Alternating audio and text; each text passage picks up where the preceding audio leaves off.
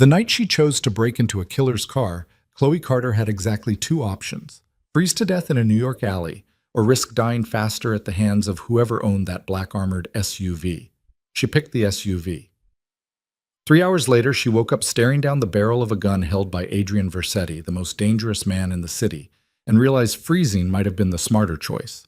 But when you're a disgraced journalist with nothing left to lose and a conspiracy that could burn the underworld to ash, sometimes the only way out is straight through the fire. If you're intrigued, stay with me until the end. Hit that like button and drop a comment with your city so I can see how far this story travels. The blizzard hit New York like a punishment. Chloe Carter pressed herself against the brick wall of an abandoned loading dock, her entire body shaking so hard her teeth rattled. The cold wasn't just biting anymore, it was devouring. Her fingers had gone numb an hour ago. Her toes might as well have been blocks of ice jammed into boots that were more holes than leather. She couldn't feel her face. The wind screamed through the alley, hurling snow sideways, turning the world into a white static blur. She'd lost track of time. Maybe it was midnight. Maybe later. The city had emptied out hours ago, everyone with half a brain holed up somewhere warm while the storm tore through the streets like it had a personal grudge. Chloe didn't have somewhere warm. She didn't have anywhere at all. 6 months ago, she'd been Chloe Carter, investigative journalist, the kind of name that made corrupt officials sweat and corporate lawyers scramble. She'd broken stories that ended careers, toppled administrations, sent people to prison. She'd been untouchable. Then she touched the wrong story. She still didn't know exactly what she'd stumbled into, only that it was big enough to get her editor killed, her apartment burned, and her name smeared across every outlet in the city as a fabricator, a liar, a conspiracy theorist who'd lost her mind. Her sources vanished. Her colleagues turned their backs. Her bank accounts were frozen by some legal maneuver she didn't understand and couldn't fight. Within a month, she was on the street. Within 2, she was invisible. Now she was just another body the city chewed up and forgot about. Her breath came out in ragged clouds. She tried to curl tighter into herself, but there wasn't any heat left to conserve. She was running on fumes. Her vision kept blurring at the edges, dark spots creeping in. She knew what that meant. Hypothermia didn't ask permission. She forced her eyes open wider, trying to fight the drowsiness pulling at her skull. If she fell asleep now, she wouldn't wake up. She knew that, but the exhaustion was so heavy, and the cold made everything feel distant, like she was already halfway gone. Maybe that was fine. Maybe she'd fought long enough. Her eyelids started to droop. Then she saw the headlights. They cut through the snow like blades, bright and sharp, coming from the opposite end of the alley. Chloe's brain struggled to process it. Vehicles didn't come down this alley. It was a dead end, blocked off by a chain-link fence and a pile of construction debris that had been sitting there for years. But the headlights kept coming. She squinted through the snow, her sluggish mind trying to make sense of the shape materializing out of the storm. Big, black, expensive. An SUV, armored by the look of it, with tinted windows so dark they looked like sheets of obsidian. It rolled to a stop about 20 feet from where she crouched, engine idling, exhaust pluming into the frozen air. Chloe didn't move. Whoever was inside that vehicle wasn't here by accident. People with cars like that didn't end up in alleys like this unless they had business. The kind of business that didn't involve witnesses. She should stay hidden. She should stay quiet. But the warmth rolling off that engine hit her like a hallucination. Her body made the decision before her brain caught up. She staggered forward, legs barely holding her weight, snow crunching under her boots. She moved like a ghost, or maybe something already dead, one shaking hand reaching out toward the SUV's rear door. It was locked. Of course it was locked. She tried the handle again, harder this time, her frozen fingers slipping off the metal. A sound came out of her throat, half sob, half snarl. She didn't care anymore. She didn't care who was inside or what they'd do to her. She just needed to be warm, just for a minute, just long enough to remember what it felt like. She pulled harder. The door didn't budge. But the driver's side door opened. Chloe froze. A man stepped out. He was tall, broad-shouldered, dressed in a long black coat that looked like it cost more than she used to make in a month. Dark hair, sharp features, the kind of face you saw in magazines selling watches that could buy a house. He didn't look cold. He looked like the cold wouldn't dare touch him. He looked at her. Chloe's survival instincts finally kicked in. She stumbled backward, her legs almost giving out, but the man didn't move toward her. He just stood there, one hand resting on the open door, his expression unreadable. Then he said, "You're going to freeze." His voice was low, steady, matter-of-fact. Chloe's teeth chattered too hard to answer. The man's eyes flicked over her, taking in the torn coat, the boots held together with duct tape, the way she was shaking so hard she could barely stand. His jaw tightened, just slightly, and then he did something she didn't expect. He stepped aside. "Get in." Chloe stared at him. This was a trap. It had to be. Men who looked like that, who drove cars like that, didn't help people like her. They used them, buried them, forgot them. But the cold was a living thing now, clawing into her bones, and she didn't have the strength to run even if she wanted to. She got in. The warmth hit her like a physical blow. Her legs buckled and she collapsed onto the back seat, gasping, her whole body shuddering violently as the heat started to seep into her frozen skin. It hurt. It hurt so much she wanted to scream, but all that came out was a choked whimper. The door closed behind her. A moment later, the driver's door opened and the man slid back in. He didn't look at her. He didn't say anything. He just put the SUV in gear and pulled forward, the vehicle gliding smoothly through the snow like the storm was nothing. Chloe tried to focus, tried to think, but her brain felt like sludge. She slumped against the seat, her vision swimming, the warmth pulling her down into darkness. The last thing she heard before she passed out was the man's voice, quiet and cold. "You just made a very stupid mistake." When Chloe woke up, she wasn't in the SUV anymore. She was lying on cold concrete. Her eyes snapped open and she jerked upright, adrenaline slamming through her veins. The movement sent a wave of dizziness crashing over her, and she had to brace herself with one hand to keep from toppling over. Garage. She was in a garage, a massive one. Industrial. The kind of space that could hold a dozen vehicles easy, with high ceilings, reinforced steel beams, and overhead lights that cast everything in harsh white glare. The floor was spotless. No oil stains, no tire marks, nothing. It looked more like an operating room than a garage. And it was full of cars, expensive ones. A Bentley, a Maserati, a matte black Lamborghini that looked like it belonged in a museum. All of them pristine, all of them lined up like soldiers. Chloe's stomach dropped. She tried to stand, but her legs were still shaky, and she only made it halfway up before a voice cut through the silence. "Don't." She froze. The man from the SUV was standing about 10 feet away, hands in the pockets of his coat, watching her with the kind of calm that made her skin crawl. Up close, under the lights, he looked even more dangerous. Sharp cheekbones, cold eyes, the kind of face that didn't waste energy on expressions it didn't need. Chloe's heart hammered against her ribs. "Where am I?" "My property." His voice was flat, emotionless, like he was stating a fact about the weather. Chloe's eyes darted around the space, looking for an exit. She spotted a door on the far side of the garage, but there were two men standing in front of it. Big men, armed men. They weren't pointing their guns at her, but they didn't need to. The message was clear. She wasn't leaving. "You broke into my vehicle," the man said. He took a step closer. "In my world, that makes you either very stupid or very desperate." Chloe forced herself to meet his eyes. "I was freezing to death. And now you're not." Another step. "So the question is, who sent you?" Chloe blinked. "What?" "Who sent you?" His tone didn't change, but something in the air shifted. The two men by the door straightened slightly, their hands drifting toward their weapons. Chloe's pulse spiked. "Nobody sent me. I told you I was freezing.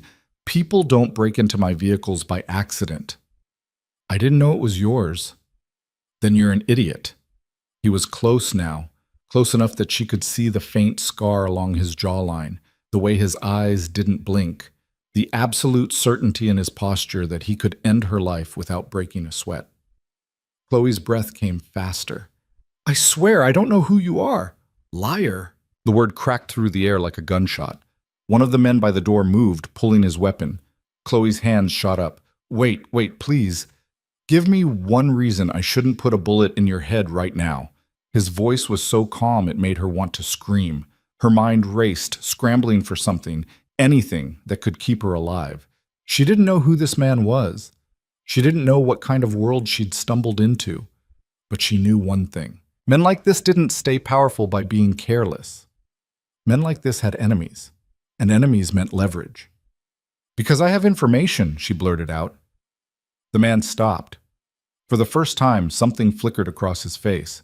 Not belief, not interest, just the faintest shift in his attention, like a predator hearing something move in the brush. "Information," he repeated. Chloe nodded, her throat dry. "Yeah. About what?" Her mind was spinning. She didn't have information. She didn't have anything. She was a washed-up journalist who hadn't worked a real story in months.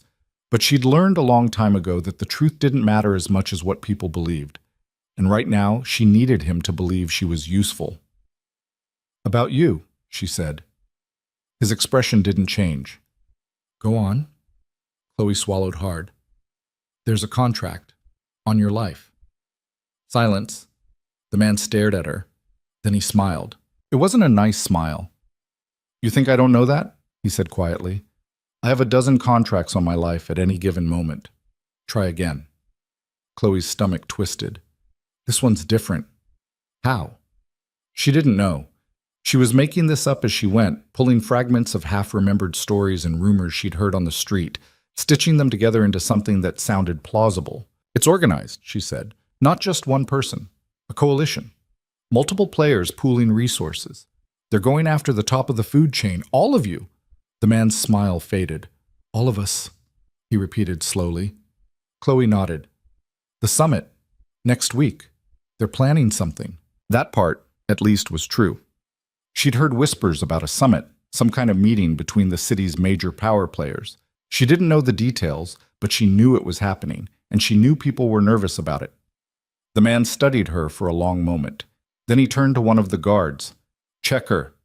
The guard moved forward and Chloe tensed, but all he did was pull out a small scanner and wave it over her body. After a few seconds, he shook his head. "No wire. No tracker." The man turned back to Chloe. "What's your name?" "Chloe." "Chloe what?" She hesitated. If he ran her name, he'd find out everything. The ruined career, the accusations, the fact that nobody in their right mind would trust her with information anymore, but lying would get her killed faster. "Carter," she said. "Chloe Carter." Recognition flashed across his face. "The journalist." Her chest tightened. "Former journalist. The one who fabricated the Harmon expose." "I didn't fabricate anything." He raised an eyebrow. "The courts disagree." "The courts were bought."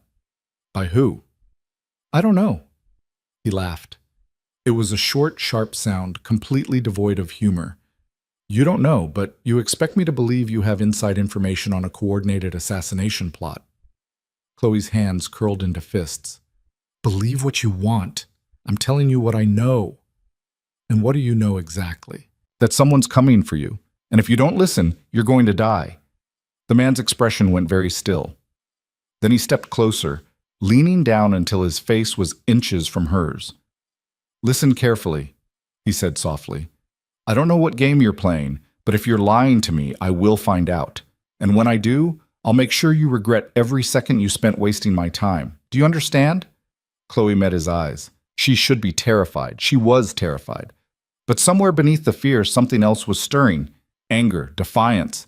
The same stubborn refusal to break that had kept her digging into stories when everyone told her to stop. "I understand," she said quietly. "Do you?" For a moment, neither of them moved.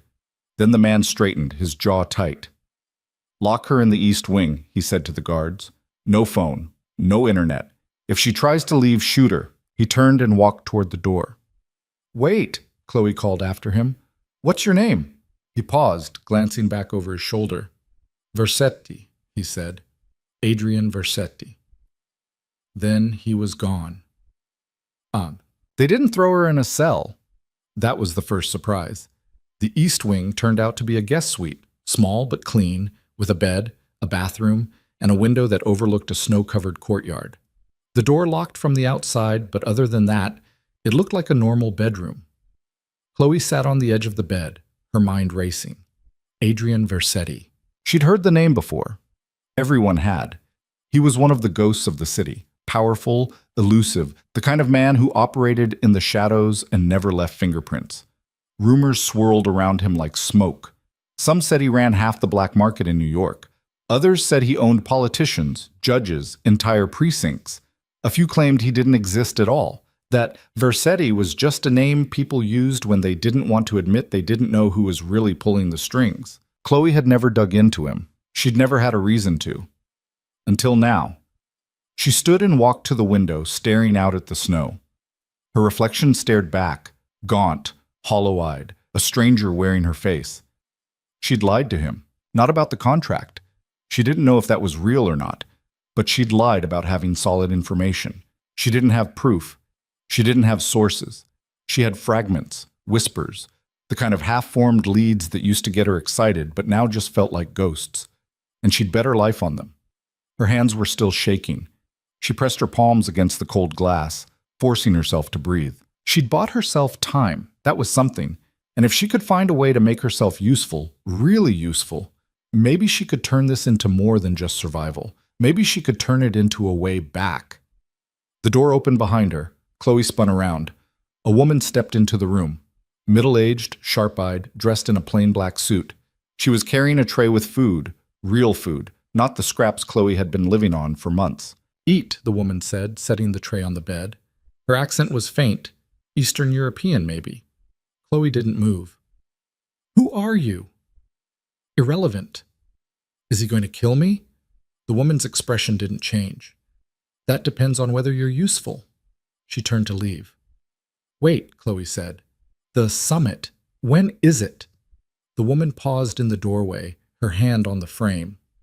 5 days, she said. Then she was gone. Chloe stared at the closed door. 5 days. She had 5 days to prove she wasn't lying. 5 days to find something real. Or she was dead. Holtz. She didn't sleep. The bed was soft. The room was warm. But every time she closed her eyes, she saw Adrian Vercetti's face.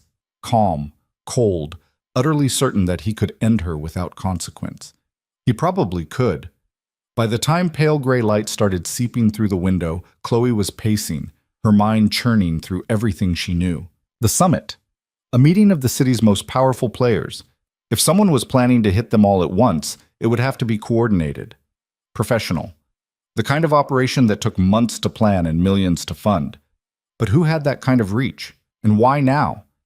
She needed access to files, to contacts, to anything that could give her a thread to pull. But she was locked in a room with no phone, no computer, no way to reach the outside world. She was useless. The thought made her want to scream. The door opened again. This time, it was Adrian. He stepped inside, closing the door behind him, and the room suddenly felt smaller. He was dressed differently now, dark slacks, a white shirt with the sleeves rolled up, no jacket. It should have made him look more casual, but somehow it only made him more intimidating. "Did you eat?" he asked. Chloe blinked. "What?" "The food. Did you eat it?" She glanced at the tray, still untouched on the bed. "I wasn't hungry. You were starving 12 hours ago." "I had other things on my mind." Adrian's gaze flicked to the window, then back to her. "You've been pacing all night." It wasn't a question. Chloe crossed her arms. "You've been watching me." "Of course I have." He said it like it was obvious, like privacy was a concept that didn't apply to her anymore. Chloe's jaw tightened. "What do you want?" "To see if you're worth keeping alive." "And?" Adrian walked further into the room, his hands in his pockets, his expression unreadable. "You told me there's a contract, a coalition, an organized hit on the summit." "Yeah." "Prove it." Chloe's stomach dropped. You have access to files? Sources? Hard evidence?" "Not here, but..." "Then you lied." The words hung in the air like a blade. Chloe's heart hammered. "I didn't lie. I told you what I know." "You told me a story." Adrian stepped closer. "A convenient story that bought you a warm bed and a few extra hours of life. That's not the same as proof." "I can get proof," Chloe said quickly. "If you give me access..." "Access to what?" "Anything. A computer. A phone. Let me make some calls." Adrian laughed. It was a short, humorless sound. "You think I'm going to hand you a phone so you can call whoever you're working for and tell them exactly where you are? I'm not working for anyone. Then you're just desperate. Yes. The word came out sharper than she intended. Yes, I'm desperate. I've been living on the street for months. I'm broke, I'm blacklisted, and I have nothing. But that doesn't mean I'm lying. Adrian studied her. Why should I believe you? He asked quietly. Chloe met his eyes. Because if I wanted you dead, I wouldn't have told you about the contract. I would have just let it happen. Maybe you're playing a longer game. Or maybe I'm just trying to survive. Silence stretched between them. Then Adrian pulled something from his pocket. A small, sleek phone. He held it out. Chloe stared at it. You have 1 hour, Adrian said. Make your calls, find your proof. If you can convince me this threat is real, I'll keep you alive. If you can't... He didn't finish the sentence. He didn't need to. Chloe took the phone. Her hands were shaking again, but this time it wasn't from the cold. It was from hope. Chloe stared at the phone in her hand like it might explode. 1 hour. She had 1 hour to pull a miracle out of thin air, to prove that the story she'd spun to save her own life wasn't just desperation talking. 1 hour to find something solid enough to convince a man like Adrian Vercetti that she was worth more alive than dead. No pressure. Adrian was still watching her, his expression unreadable. He didn't move, didn't speak, just stood there with his arms crossed like he had all the time in the world. Like her life wasn't ticking away with every second that passed. Chloe's thumb hovered over the phone's screen. Who the hell was she supposed to call? 6 months ago, she would have had a dozen contacts she could reach out to. Sources, informants, people who owed her favors or trusted her enough to talk. But that was before her career imploded, before her name became synonymous with conspiracy theories and professional suicide. Most of her contacts had ghosted her the second the accusations started flying. The ones who hadn't were either dead or too scared to pick up. Her mind raced through the short list of people who might still take her call. Marcus Chen, former NYPD detective, retired early after a corruption scandal he swore he didn't deserve. He'd fed her tips for years, always off the record, always careful. Last she'd heard, he was working private security somewhere in Brooklyn. If anyone still had their ear to the ground, it was Marcus. She dialed the number from memory, her heart pounding. It rang once, twice, 3 times. Then a click. Yeah? Marcus's voice was rough, cautious, the tone of a man who'd learned not to trust unknown numbers. Marcus, it's Chloe. Silence. For a second, she thought he was going to hang up. Chloe Carter? He said finally. Jesus Christ, I thought you were dead. Not yet. Where the hell are you? I heard... I don't have time to explain, Chloe cut in. I need information. Fast. Marcus let out a low whistle. You've got some nerve calling me after... I know what people are saying about me, but I need you to trust me one more time. Trust you? Marcus's laugh was bitter. You torched your entire reputation, Chloe. You made sources look like idiots. You think I want my name anywhere near yours? Chloe glanced at Adrian. He hadn't moved, but she could feel the weight of his attention pressing down on her like a physical thing. Marcus, please. There's a summit happening in 5 days. Major players. I'm hearing whispers about a coordinated hit. Another pause. Where are you hearing this? Does it matter? Yeah, it does. Because the last time you heard whispers, 3 people ended up in the ground, and you ended up on the street. Chloe's grip tightened on the phone. That wasn't my fault. Wasn't it? The words stung more than they should have. She forced herself to stay calm. I need to know if there's chatter. Anything about contracts, mercs being moved into the city, unusual activity around high-level targets. Marcus was quiet for a long moment. Then he sighed. There's always chatter, Chloe. Half of it's bullshit. And the other half? The other half gets people killed. So there is something. Marcus didn't answer right away. She could hear him breathing on the other end of the line, weighing his options. There have been rumors, he said finally. Nothing concrete. But yeah, people are nervous. Word is something big is going down soon. Nobody knows what, but the smart money's staying off the streets. Chloe's pulse quickened. What kind of something big? If I knew that, I'd be charging you for it. Marcus, look, all I've got are pieces. A couple of contractors showed up in the city last week. Eastern European, ex-military types. They're keeping a low profile, but they're here. And there's been movement on the dark web, encrypted forums lighting up with job postings. Big money being thrown around for specialists. What kind of specialists? The kind you hire when you want someone dead, and you don't want it traced back to you. Chloe exhaled slowly. It wasn't proof, but it was something, a thread she could pull. Do you have names? She asked. Locations? Anything I can use? Use for what? Chloe, what the hell are you into? She glanced at Adrian again. He was still watching her, his expression giving nothing away. I can't tell you that. Then I can't help you. Marcus? No, I'm serious. You call me out of nowhere asking about contract killers and hits on major players, and you won't tell me why. That's a red flag the size of a building, Chloe. I'm not sticking my neck out for someone who won't even be straight with me. Chloe's chest tightened. She wanted to tell him everything, that she was standing in the private estate of a man who could kill her with a phone call, that she was gambling her life on a story she wasn't even sure was real. But the words wouldn't come. Because if she told Marcus where she was, what she was doing, he'd think she'd lost her mind. Maybe she had. I'm trying to stop something bad from happening, she said quietly. That's all I can say. Marcus was silent. Then he let out a long, tired breath. You always were a stubborn pain in the ass. Does that mean you'll help me? It means I'll give you a name. One name. After that, you're on your own. Chloe grabbed a pen and paper from the nightstand. Go ahead. Elena Volkov. She runs a private security firm out of Queens, but that's just the front. Word is she brokers high-end contracts, assassinations, extractions, the kind of jobs that don't make the news. If there's a coordinated hit being planned, she'd know about it.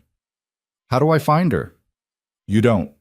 She finds you, and trust me, Chloe, you don't want that. I don't have a choice. Marcus laughed, but there was no humor in it. Yeah, you never did. The line went dead. Chloe lowered the phone, her mind already racing. Elena Volkov. A name. A lead. It wasn't much, but it was more than she'd had 5 minutes ago. She looked up at Adrian. I've got something. He raised an eyebrow. I'm listening. Chloe hesitated. This was the moment where she either doubled down or backed off, where she either made herself indispensable or signed her own death warrant.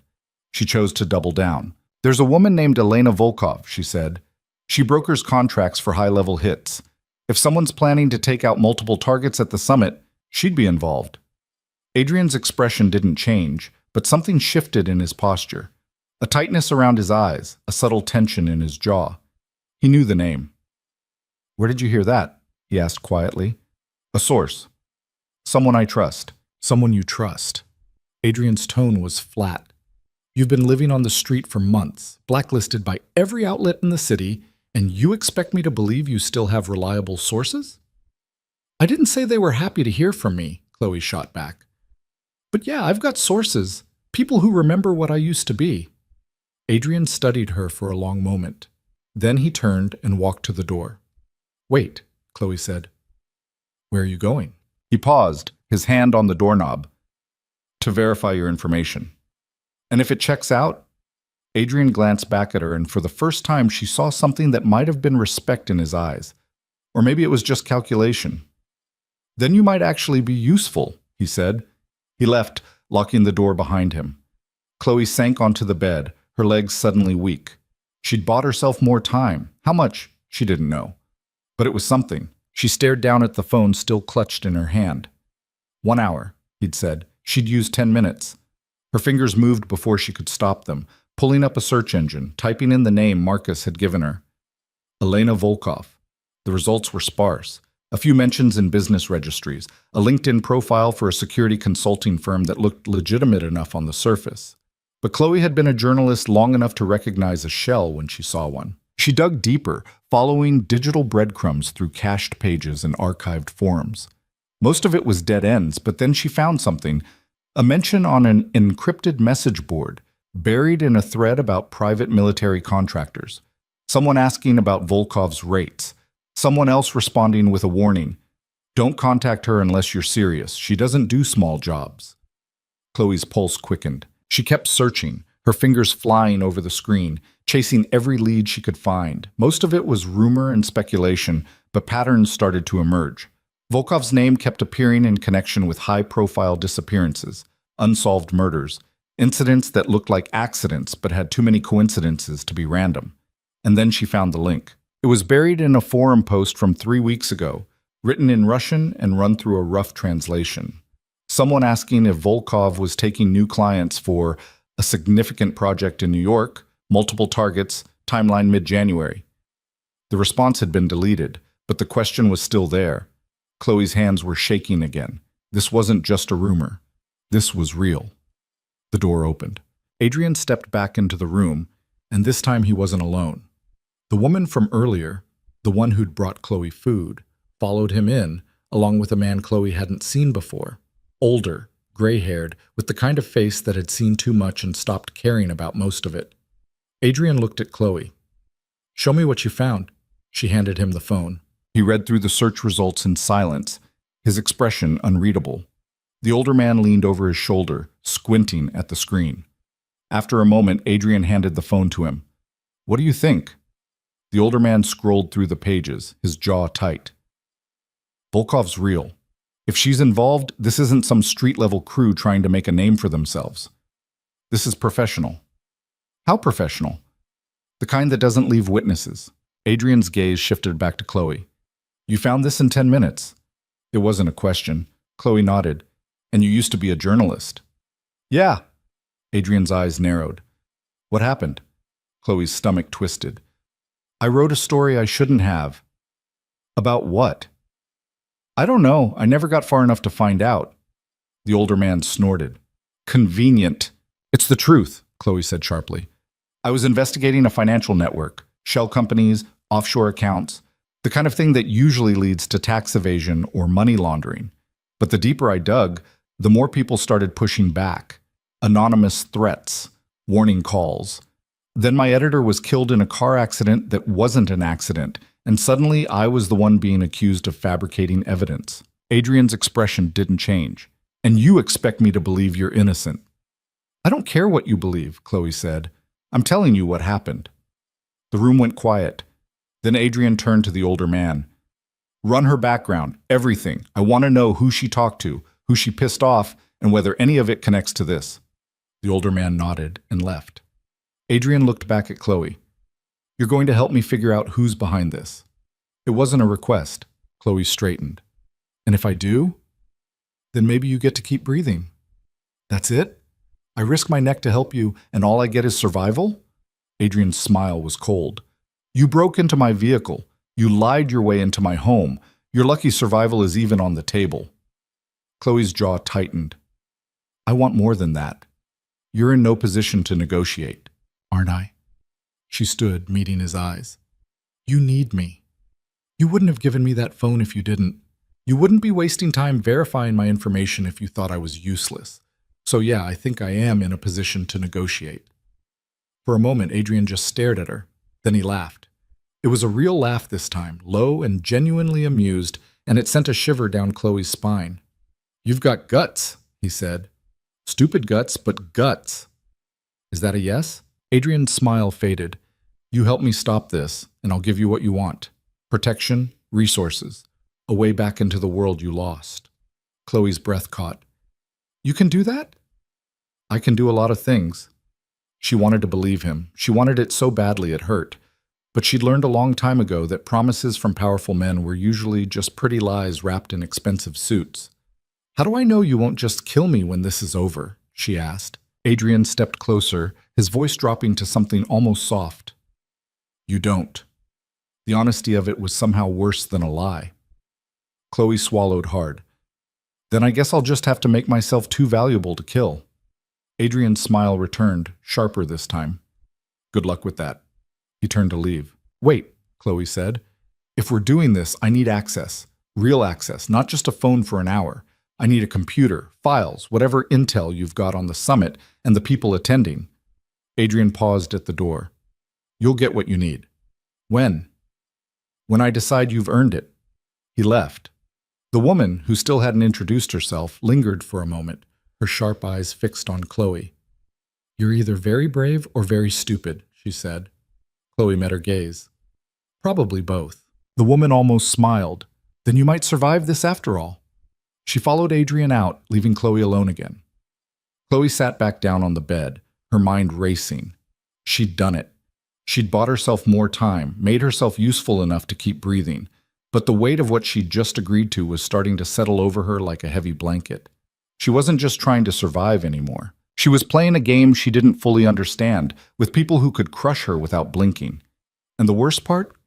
She didn't have a choice but to keep playing. 2 hours later, the woman returned with a laptop. She set it on the desk without a word, then handed Chloe a folder. Thick, unmarked, the kind of thing that screamed classified. "Everything we have on the summit," the woman said. "Guest list, security protocols, venue layout. Mr. Versetti expects a full report by morning." Chloe blinked. "Morning? That's less than 12 hours. "Then you'd better get started." The woman left. Chloe opened the folder. Inside were dozens of documents, surveillance photos, financial records, dossiers on everyone expected to attend the summit. She recognized some of the names.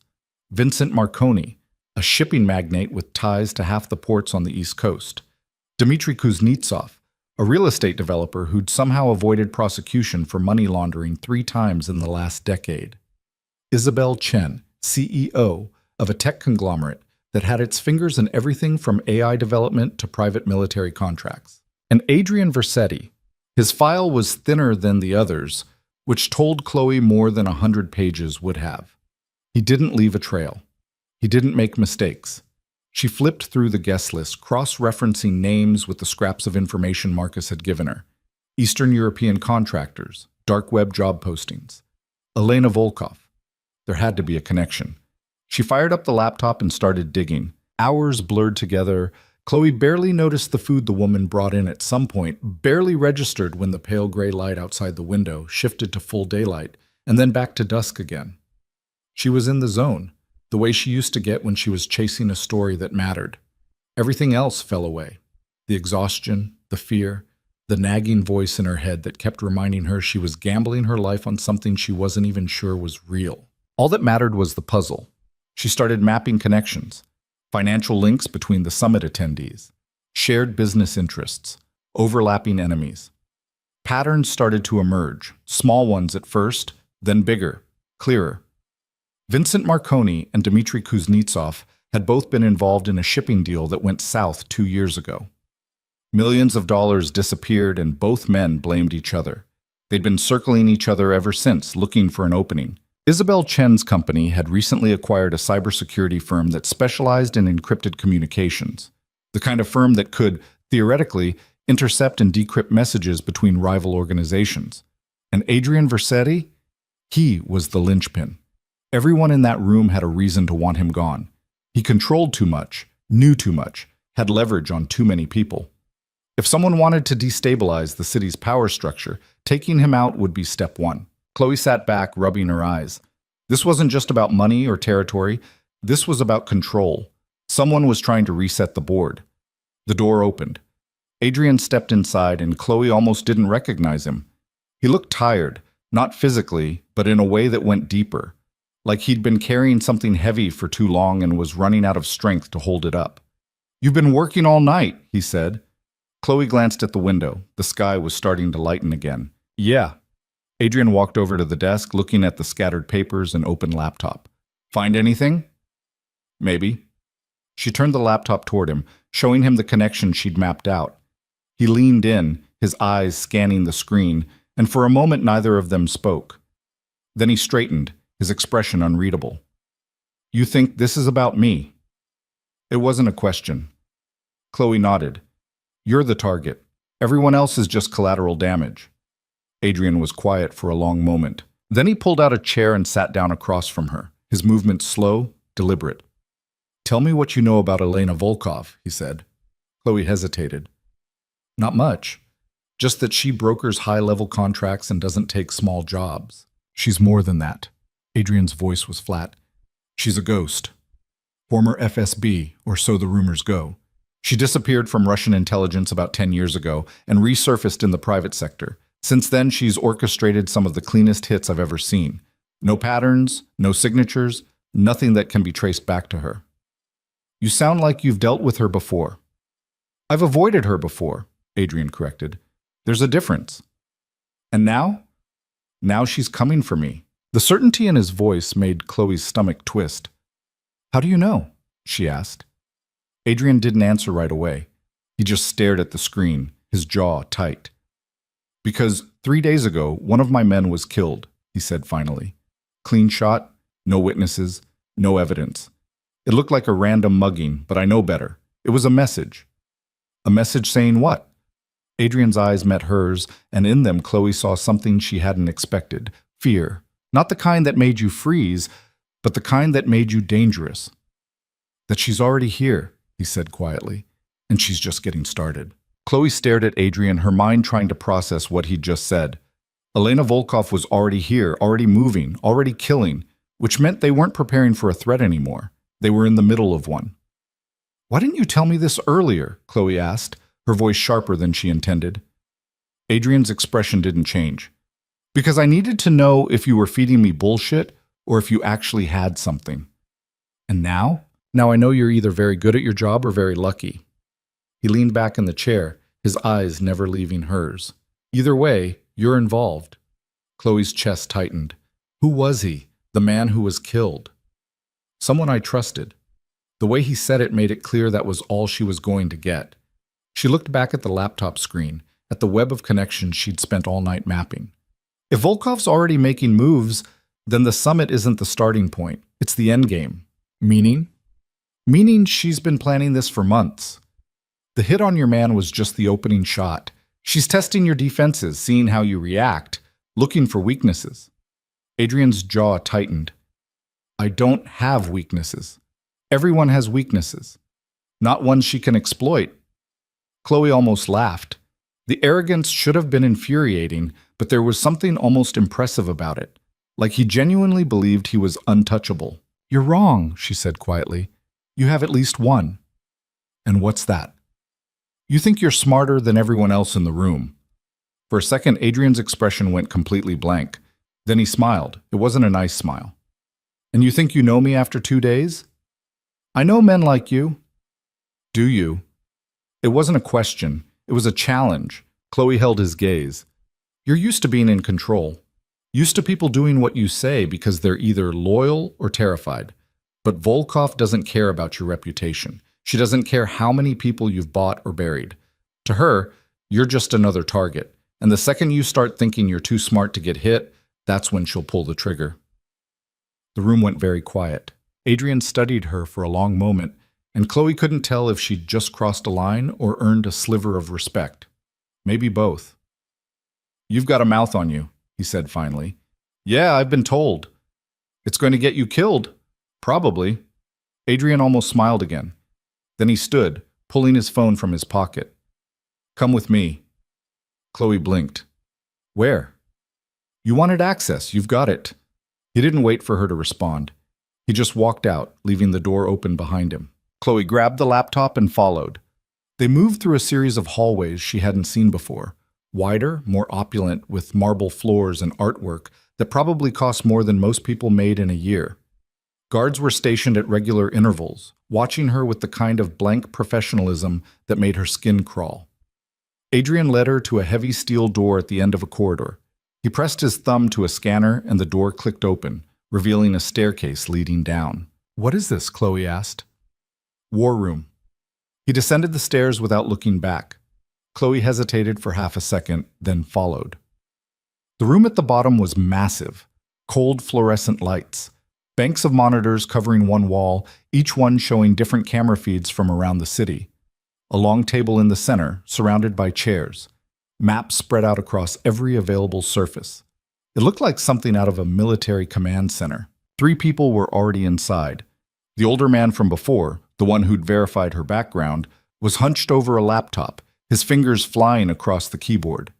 The woman who'd been bringing Chloe food stood near the monitors, arms crossed, watching the feeds with the focus of a predator. And a younger man, maybe late 20s, was pacing near the table, talking rapidly into a phone. They all looked up when Adrian entered. Status? Adrian said. The older man didn't look away from his screen. 2 more incidents overnight. One of Marconi's warehouses was hit, fire, but it was accelerant-based. And Kuznetsov's head of security was found dead in his apartment. Single gunshot, close range, No signs of forced entry. Adrian's expression darkened. She's escalating. She's sending a message, the woman said. Her voice was clipped, precise. She wants everyone at the summit nervous, paranoid, looking over their shoulders. It's working, the younger man muttered, hanging up his phone. Half the guest list is talking about pulling out. They won't, Adrian said. Too much money on the table, too many deals that can't wait. Or they're too stubborn to admit they're scared, Chloe said. Everyone turned to look at her. The older man's eyes narrowed. Who the hell is this? An asset, Adrian said. Chloe Carter, former journalist. She's the one who flagged Volkov. The woman's gaze raked over Chloe, assessing. The fabricator? Chloe's jaw tightened. I didn't fabricate anything. That's not what the courts said. The courts were bought. The woman's expression didn't change. Convenient. Enough, Adrian cut in. He gestured to the older man. This is Vincent, head of my intelligence operations. Then to the woman. Irina, security. Finally, the younger man. Marco, communications. None of them looked particularly thrilled to meet her. Chloe set the laptop down on the table. I've been mapping connections between the summit attendees. If Volkov's targeting multiple people, there has to be a common thread, something that ties them all together. Vincent snorted. They're all rich and powerful. That's the thread. It's more specific than that, Chloe insisted. She opened the laptop, pulling up the files she'd been working on. Marconi and Kuznetsov both lost money in the same shipping deal 2 years ago. Isabel Chen's company just acquired tech that could intercept encrypted communications. And Adrian is the one holding all the cards, Irina finished. We know. Chloe looked at Adrian. Do you have enemies in common with the other attendees? I have enemies in common with everyone. That's not helpful. It's the truth. Chloe bit back a curse. She turned to Vincent. What about financial records, shell companies, offshore accounts?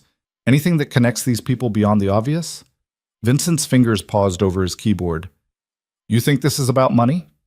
I think everything's about money until it's about power. And sometimes it's both. Vincent exchanged a look with Adrian. Then he pulled up a new screen, lines of data scrolling past. There's a network. Offshore holdings tied to a parent company registered in the Caymans. About 6 months ago, someone started buying up shares, small amounts, spread across dozens of subsidiaries, hard to track unless you know what you're looking for. And you know what you're looking for, Chloe said. I'm good at my job. Who's doing the buying? Vincent's jaw tightened. We don't know. The paper trail's a mess. But the parent company? It's linked to at least 4 people on the summit guest list. Chloe's pulse quickened. Which 4? Vincent rattled off names. Marconi, Kuznetsov, Chen, and one more, Thomas Reeves, a financier she'd seen mentioned in passing but hadn't dug into yet. What about Adrian? Chloe asked. Vincent shook his head. He's clean. No ties to the parent company. Adrian's expression was unreadable. So, someone's consolidating assets, building a power base. Or setting up a takeover, Chloe said. You take out the competition, absorb their holdings, and suddenly you control half the city's black market infrastructure. Irina stepped forward. And Volkov's the weapon. Exactly. The room fell silent. Then Marco spoke up, his voice tense. If that's true, then the summit's not just a hit, it's a purge. Adrian's phone buzzed. He glanced at the screen, his expression hardening. We've got a problem. Vincent looked up. What kind of problem? The kind that's already inside. Adrian turned to Irina. Run a full sweep. Everyone on my payroll. I want backgrounds, financials, communications, everything. If Volkov planted someone here, I want them found. Irina nodded and left. Chloe's stomach twisted. You think there's a mole? I think Volkov doesn't work alone, Adrian said. And I think she's too good to rely on luck, which means someone's feeding her information. How do you know it's not me? The words came out before Chloe could stop them. Adrian looked at her, and for a moment the room felt like it was holding its breath. Because if it was you, he said quietly, you'd already be dead. Chloe didn't know if that was reassuring or terrifying. Probably both. The next 3 days were a blur.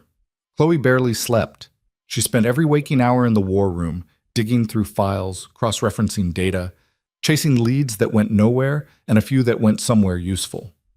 Vincent was a relentless taskmaster, demanding more detail, more proof, more connections. Marco kept the phones ringing, fielding calls from nervous associates and paranoid allies.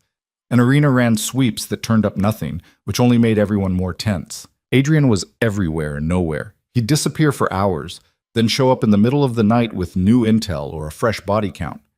Every time Chloe saw him, he looked a little more worn, a little more dangerous. The summit was 2 days away, and they still didn't know who was pulling Volkov's strings. Chloe was hunched over the laptop, her eyes burning from staring at the screen too long, when Vincent dropped a folder on the table in front of her. "Found something," he said. She looked up. "What?" "Thomas Reeves, the financier. He's been moving money, a lot of it. Encrypted transfers to accounts we can't trace, but the timing matches up with Volkov's known movements over the last 6 months." Chloe's heart skipped. "You think he's bankrolling her?" "I think it's a hell of a coincidence if he's not." She flipped open the folder. Inside were bank statements, wire transfer records, screenshots of encrypted messages that had been partially decoded.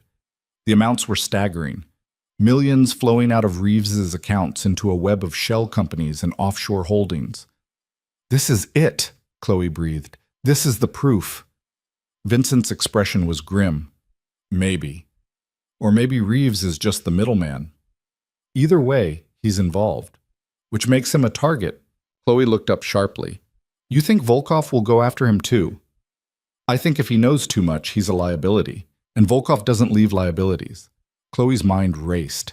If Reeves was the money man, then taking him out before the summit would cut off the funding, maybe even throw the whole operation into chaos. But it would also mean losing their best lead. "We need to get to him first," she said. Vincent raised an eyebrow. "We? You know what I mean." "Do I?" Before Chloe could respond, Adrian walked in. He looked like he hadn't slept in days, his shirt sleeves rolled up, a faint bruise darkening along his jawline. "What happened to you?" Chloe asked before she could stop herself. Adrian ignored the question. "Reeves is dead." The room went cold. Vincent cursed under his breath. "When?" 2 hours ago, found in his penthouse. Single gunshot to the head, same as the others. Chloe's stomach dropped. "She's cleaning house." "She's tying up loose ends," Adrian corrected. He pulled out his phone, showing them a photo. Chloe's breath caught. The image was grainy, clearly taken from a security camera, but it showed a woman entering the building. Tall, dark hair, sunglasses, moving with the kind of confidence that came from knowing exactly what you were doing. "Is that her?" Chloe whispered. "That's her," Adrian confirmed. Irina leaned in, studying the image. "She's not even trying to hide." "She doesn't need to," Adrian said. "By the time anyone realizes what's happening, she's already gone." Chloe stared at the photo, her mind spinning. Volkov wasn't just good. She was playing a completely different game, at every move calculated, every step planned. And now, with Reeves dead, their best lead was gone. "We're running out of time," Marco said, his voice tight. "We're running out of options," Vincent muttered. Adrian's jaw tightened. "No, we still have one." Everyone looked at him. "We use the summit as bait," he said. Chloe's eyes widened. "You want to let the hit happen?" "I want to control it. If Volkov's planning to make her move at the summit, then that's where we stop her. We fortify the location, lock down every entry point, and wait for her to come to us." "That's insane," Chloe said. "You'd be putting everyone in that room at risk." "They're already at risk. At least this way we have a chance to catch her." "Or you all die." Adrian's gaze locked onto hers. "Then I guess you'd better make sure that doesn't happen." Chloe's breath caught. "What?" "You're good at finding patterns, at seeing things other people miss. I need you at the summit. I'm not security. I'm not—" "You're an asset," Adrian interrupted. "And right now you're the only one who's been right about what's coming. So yeah, you're going to be there." Chloe wanted to argue, wanted to tell him he was out of his mind for thinking she could do anything useful in the middle of a firefight. But the truth was, she didn't have anywhere else to go. And maybe, just maybe, this was her chance to prove she wasn't just a washed-up journalist who'd lost everything. Maybe this was her chance to be something more. "Fine," she said. "I'll go." Adrian nodded. Good, because the summit's tomorrow night. The next 24 hours passed in a haze of preparation. Adrian's team moved like a well-oiled machine. Arena coordinated security, deploying personnel to the summit venue, a private estate on the outskirts of the city, isolated and heavily guarded. Vincent set up surveillance, hacking into every camera within a 2-mile radius. Marco handled communications, making sure every attendee knew the new protocols. And Chloe? Chloe studied everything she could get her hands on. Floor plans, guest lists, backgrounds on every single person who'd be in that room. She memorized faces, names, connections. She looked for patterns, for anything that might give them an edge. She barely noticed when Adrian sat down across from her, a cup of coffee in his hand. "You should sleep," he said. Chloe didn't look up from the file she was reading. "So should you." "I don't sleep before operations." "Why not?" "Because the second I close my eyes, I start thinking about all the ways it can go wrong." Chloe finally looked at him. He looked exhausted. Human, almost. The polished veneer cracked just enough to show the man underneath. "You're scared," she said quietly. Adrian's expression didn't change. "I'm careful." "That's not the same thing." "No," he agreed. "It's not." He took a sip of coffee, his eyes distant.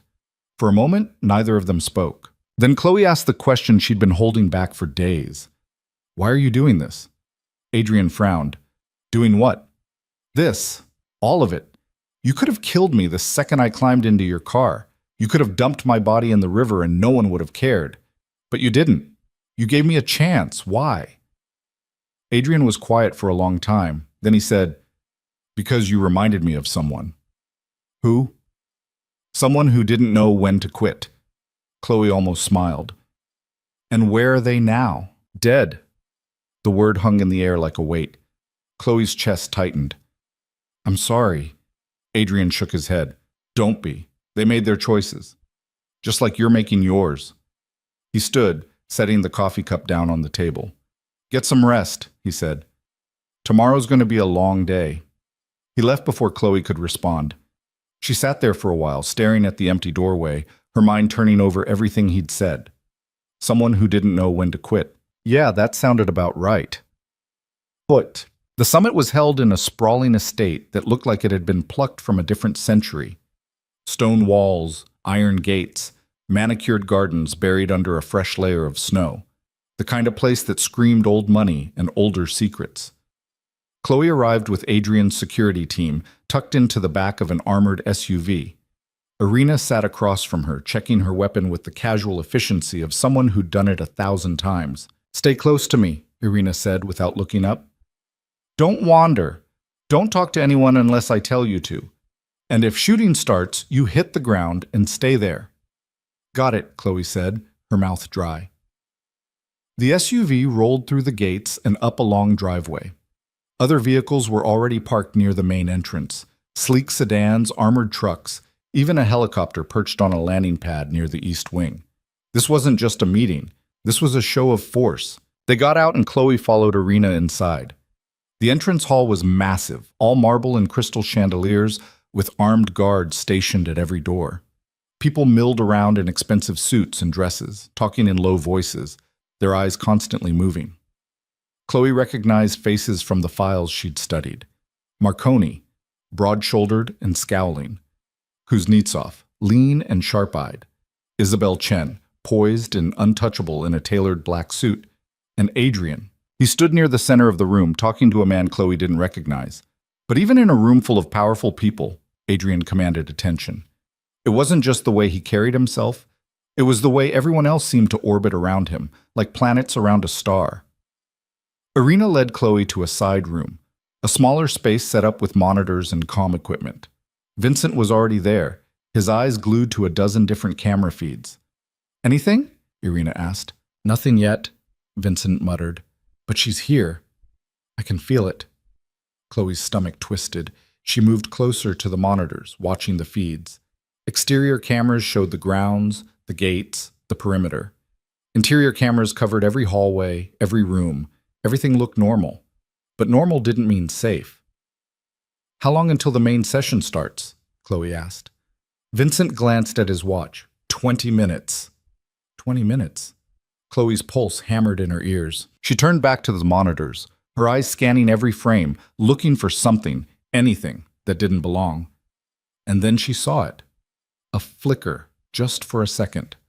One of the exterior cameras went dark, then came back online. Did you see that? She asked, pointing at the screen. Vincent leaned in, frowning. See what? That camera, it glitched. Cameras glitch all the time. Not like that. Vincent pulled up this feed, rewinding it. The camera had gone dark for exactly 3 seconds. Then it came back, showing the same empty courtyard as before. But something about it felt wrong. Check the timestamp, Chloe said. Vincent did. His expression darkened. It's off by 2 seconds. Irina stepped closer. What does that mean? It means someone looped the feed, Chloe said, her voice tight. They replaced those 3 seconds with footage from earlier, which means she's inside, Vincent finished. The room went very still. Then all hell broke loose. Irina was already moving, her hand flying to the radio clipped to her vest. Code black, she barked into the comm. Hostile inside the perimeter. Lock down all entry points. No one in or out. Vincent's fingers flew across the keyboard, pulling up every interior camera feed. I'm scanning for anomalies. If she tampered with one camera, she might have... There, Chloe interrupted, pointing at another screen. A service hallway. Empty, according to the feed. But the timestamp was off again, just by a few seconds. But enough. She's using pre-recorded loops to cover her movements, Chloe said, her voice tight. You're not going to find her on the cameras. She's already thought of that. Irina swore in what sounded like Russian. Then how do we... An explosion rocked the building. Not close, but loud enough to shake the walls and send the crystal chandelier in the main hall swaying. Chloe stumbled, catching herself against the desk. Alarms started blaring, high-pitched and relentless. Vincent was already pulling up exterior feeds. West Wing. Something just blew in the... Another explosion. This one closer.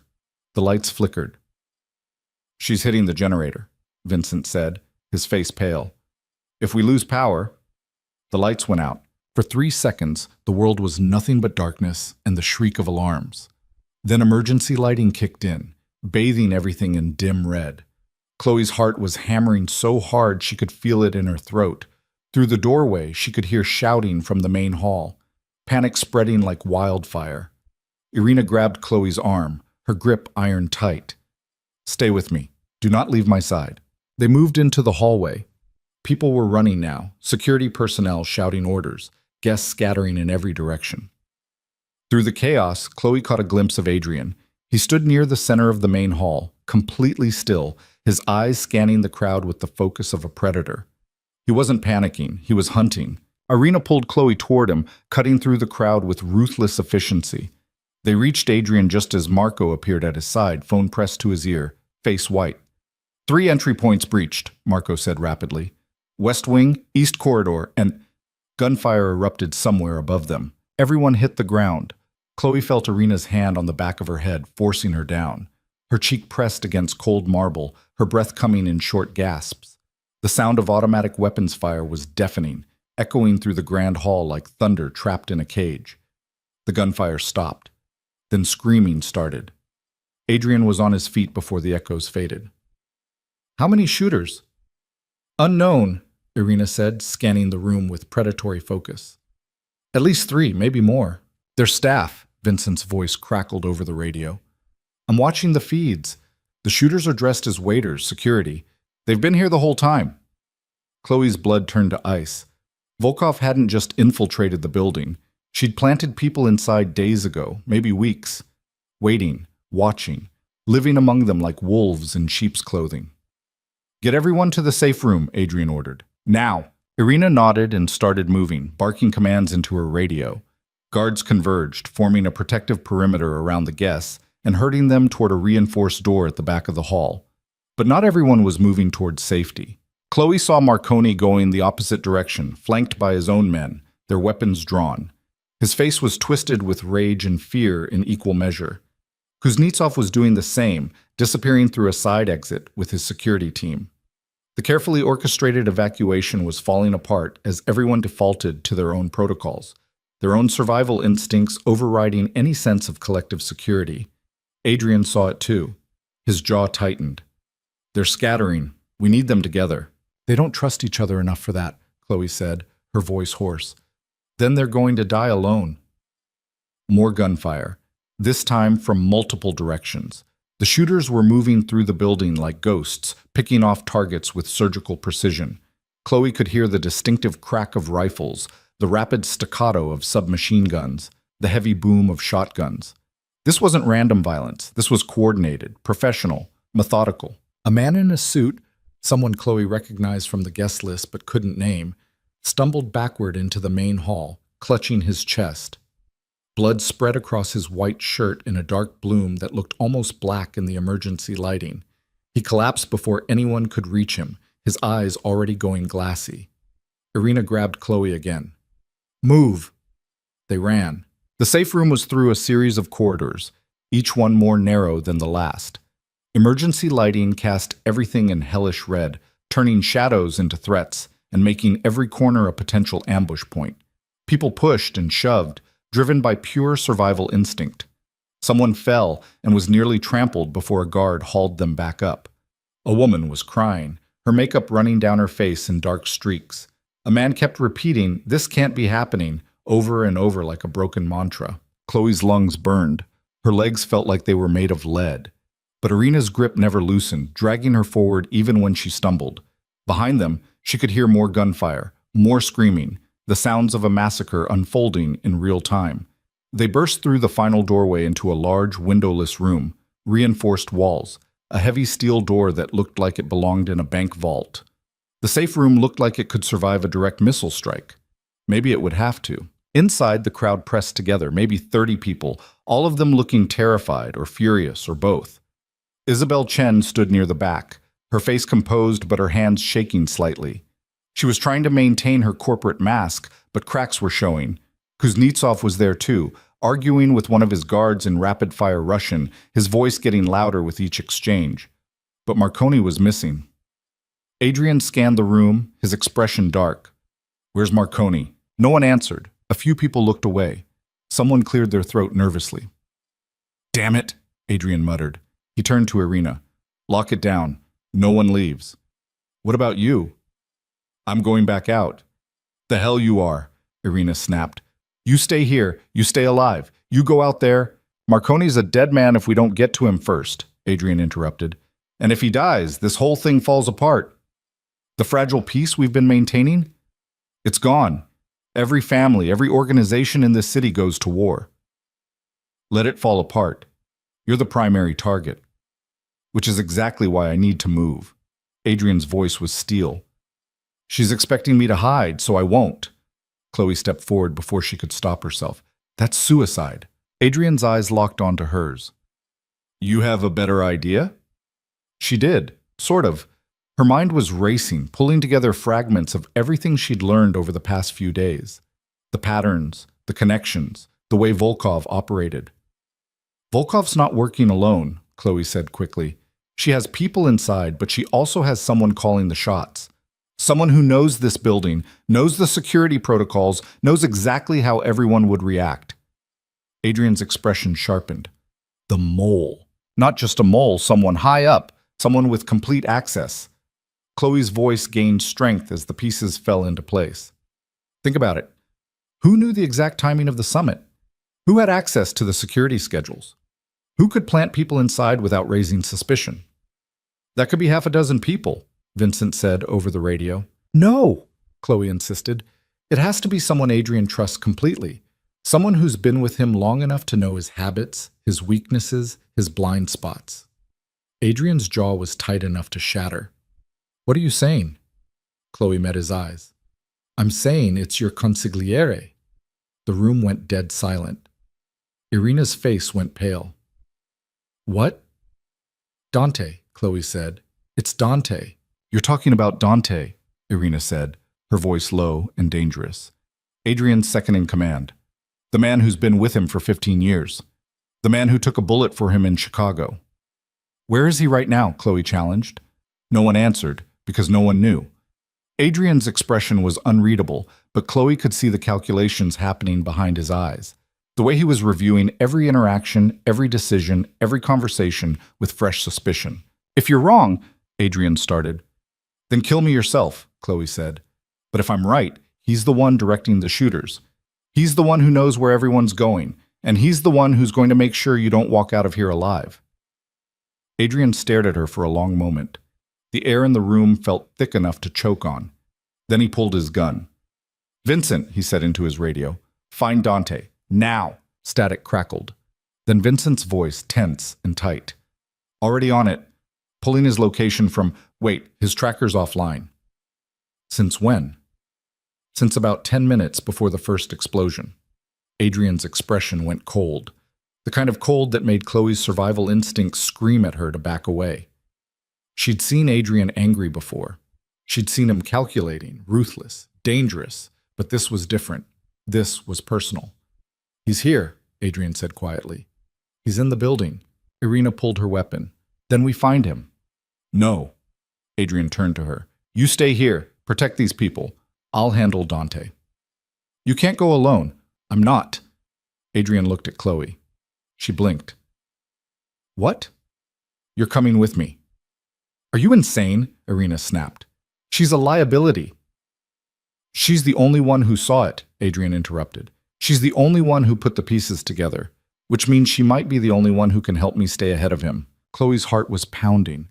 "I don't know how to shoot. I don't know how to—" "You know how to think," Adrian said. "That's what I need." He was already moving toward the door. Chloe hesitated for half a second, then she followed.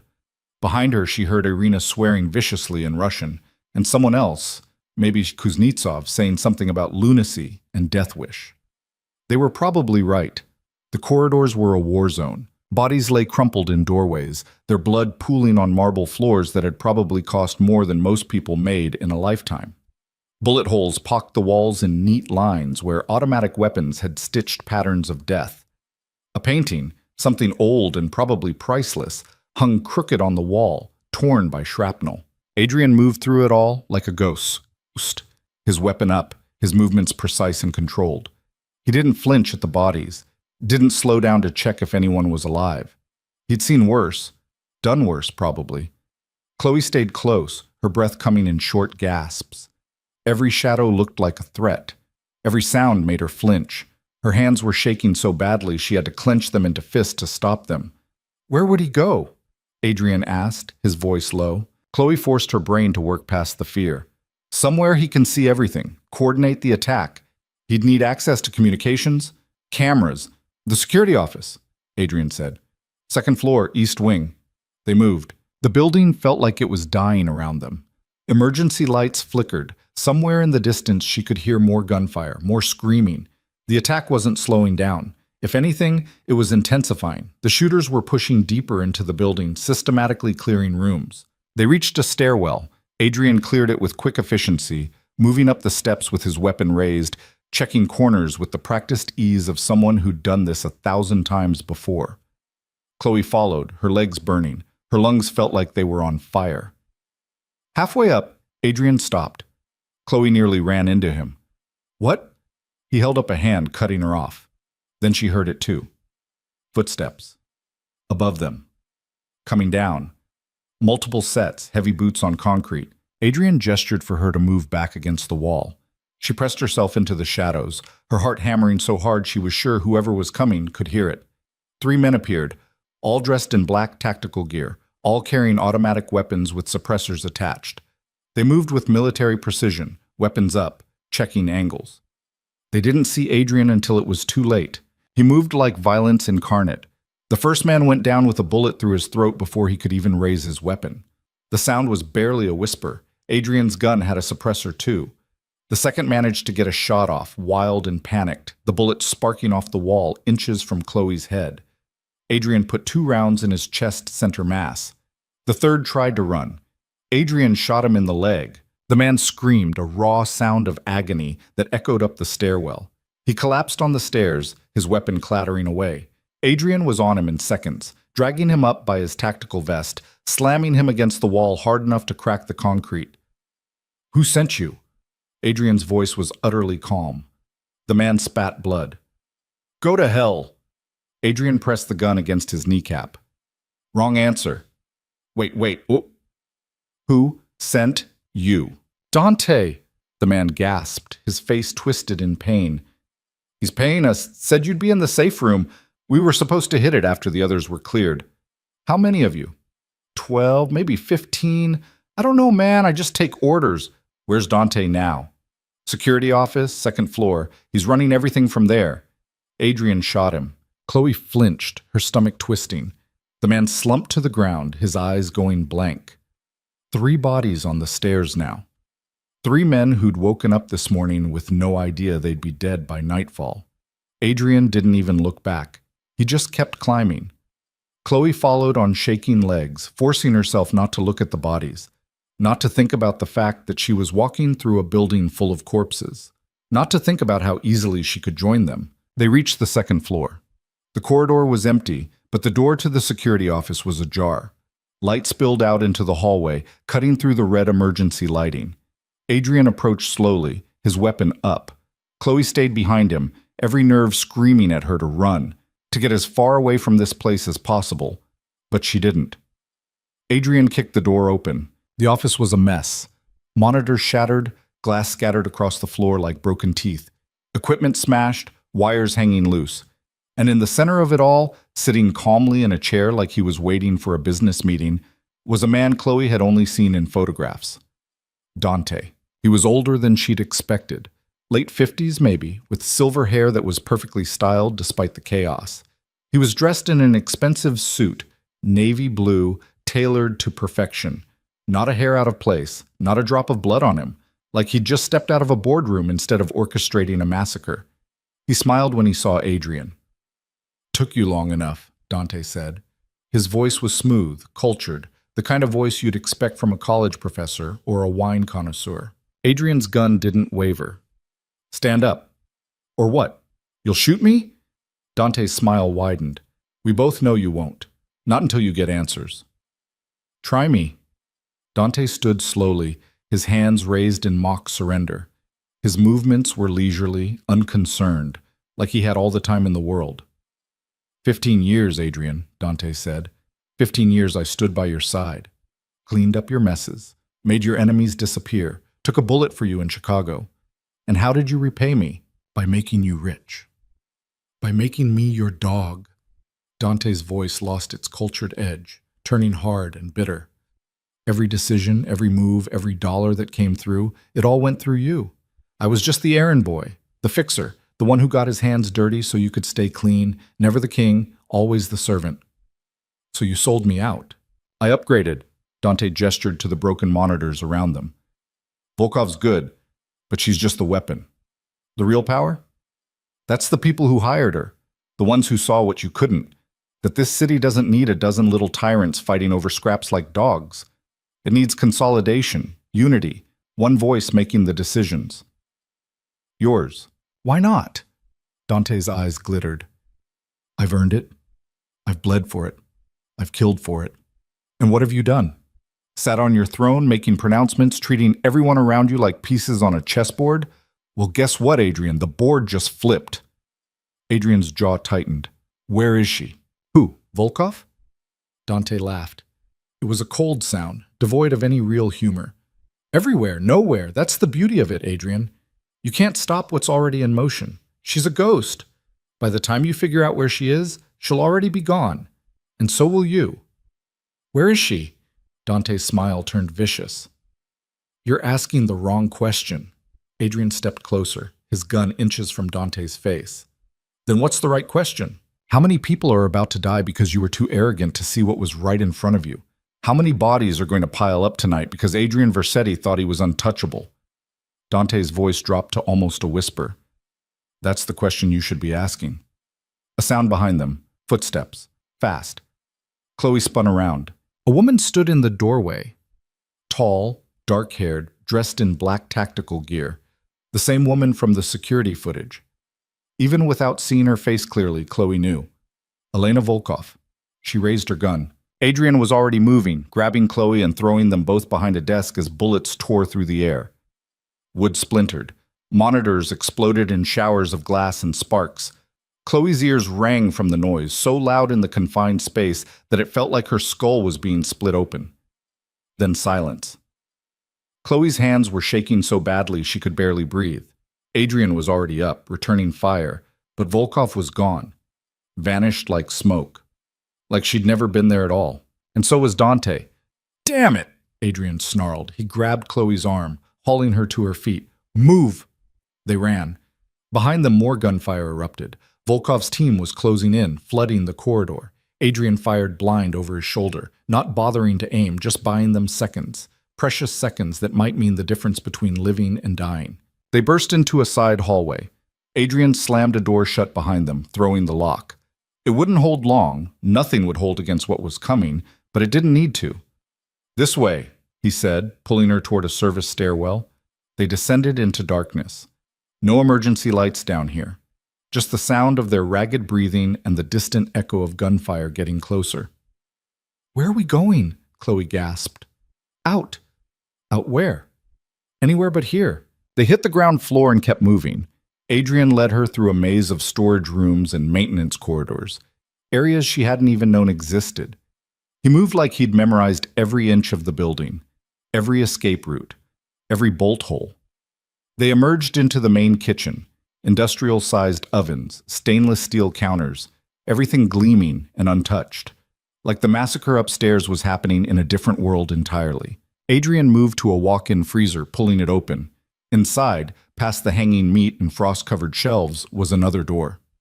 "Secret exit?" Chloe asked, her voice hoarse. "Old bootlegger tunnel," Adrian said. "Prohibition era. Runs under the estate and comes up about half a mile away. The original owners were into smuggling, made it easier to move product without being seen." He stepped inside. Chloe followed. The cold hit her like a fist. Her breath misted in the air. Adrian moved through the freezer quickly, pushing past frozen carcasses to reach the back wall. He found a latch, hidden behind a rack of supplies, and pulled. A section of the wall swung inward, darkness beyond, deep and absolute. Adrian pulled out a small flashlight, clicking it on. The beam cut through the black, revealing a narrow tunnel carved into rock and earth. The walls were rough, the ceiling low enough that Adrian had to duck slightly. "Ladies first," he said. Chloe almost laughed. The absurdity of it, politeness in the middle of running for their lives. Then she stepped inside. The tunnel was freezing and damp, water dripping from the ceiling. The walls were close enough to touch on both sides. Chloe's claustrophobia kicked in immediately, her chest tightening, but she forced herself to keep moving, one foot in front of the other. Don't think about the tons of earth above you. Don't think about what happens if this tunnel collapses. Just move. Behind her, Adrian closed the hidden door. They were alone in the dark. They walked for what felt like hours, but was probably only 15 minutes. Chloe's legs ached, her lungs burned from the cold air, but she didn't stop. Finally, the tunnel started to slope upward. Fresh air hit her face, sharp and biting. Real air, not the stale dampness of the underground. They emerged into a small maintenance shed, half buried in snow. Adrian pushed the door open and they stumbled out into the night. The estate was behind them, maybe half a mile away, lit up like a bonfire. Smoke rose into the dark sky. Even from here, Chloe could hear the faint pop of gunfire, the wail of sirens. "We need to keep moving," Adrian said. "They'll realize we're gone soon." "Where do we go?" Adrian's expression was hard.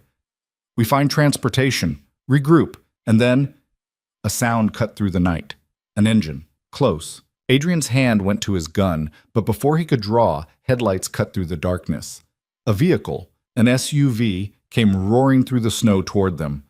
Chloe's heart lurched. "Adrian!" The SUV skidded to a stop 10 feet away. The driver's door opened. Vincent stepped out, his face grim. "Get in, now!" They didn't argue. Chloe climbed into the back seat. Adrian slid in beside her. Vincent gunned the engine and they tore off into the night, snow spraying behind them. "How did you find us?" Adrian asked. "Tracked your phone," Vincent said, his eyes on the road. "Figured you'd use the tunnel. It's what I would have done." "The safe room?" "Secure. Irina's holding it. But we lost people, Adrian. At least 6 confirmed dead before they got the doors sealed. Maybe more." Adrian's jaw clenched. "Dante?" Gone. Volkov too. They vanished right after you did. My guess is they had an exit plan ready. Chloe's chest felt tight. Where are they going? That's what we need to figure out, Vincent said. He glanced in the rearview mirror, his eyes meeting Chloe's. Because whatever Dante's planning, the summit was just the opening act. They drove for 20 minutes, winding through back roads and abandoned industrial areas, before pulling into a rundown warehouse. Vincent killed the engine and they got out. Inside, the warehouse was freezing and mostly empty, except for a few crates and a folding table with a laptop set up. Marco was there, hunched over the computer, his face pale and drawn. Tell me you've got something, Adrian said without preamble. Marco looked up. His eyes were red-rimmed, exhausted. Maybe. I pulled Dante's financials. He's been moving money for months. Offshore accounts, encrypted transfers, the whole 9 yards. But there's one transaction that stands out. 3 days ago, he wired $2 million to a private airfield upstate. He's running, Vincent said. Not yet, Chloe interjected. Everyone looked at her. If he was running, he'd already be gone. He's waiting for something. For what? Adrian asked. Chloe's mind raced, pulling together everything she knew. The pattern of attacks, the timing, the way Dante had been sitting in that office like he had all the time in the world. For confirmation, she said slowly. He doesn't know if the hit on you worked. He needs to make sure you're dead before he disappears. Otherwise, you'll hunt him for the rest of his life. Adrian's expression darkened. Then we let him think I am. Vincent raised an eyebrow. You want to fake your death? I want him to get comfortable. Make a mistake. If he thinks he won, he'll surface, get sloppy, and that's when we take him. And if he doesn't buy it? Marco asked. Adrian's smile was sharp and cold. Then we go to him. Marco's fingers flew across the keyboard. I can put together something. Leak it through channels Dante would be monitoring. Make it look like the hit succeeded. Do it, Adrian said. But we need to move fast. Every minute we wait is another minute he has to cover his tracks. What about Volkov? Chloe asked. Even if we get Dante, she's still out there.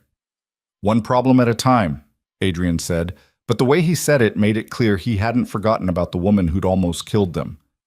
First Dante, then we deal with her. Irina's voice crackled over the radio. Adrian, we've got a situation. Adrian keyed his radio.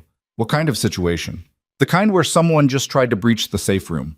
We held them off, but they're regrouping. We can't stay here much longer.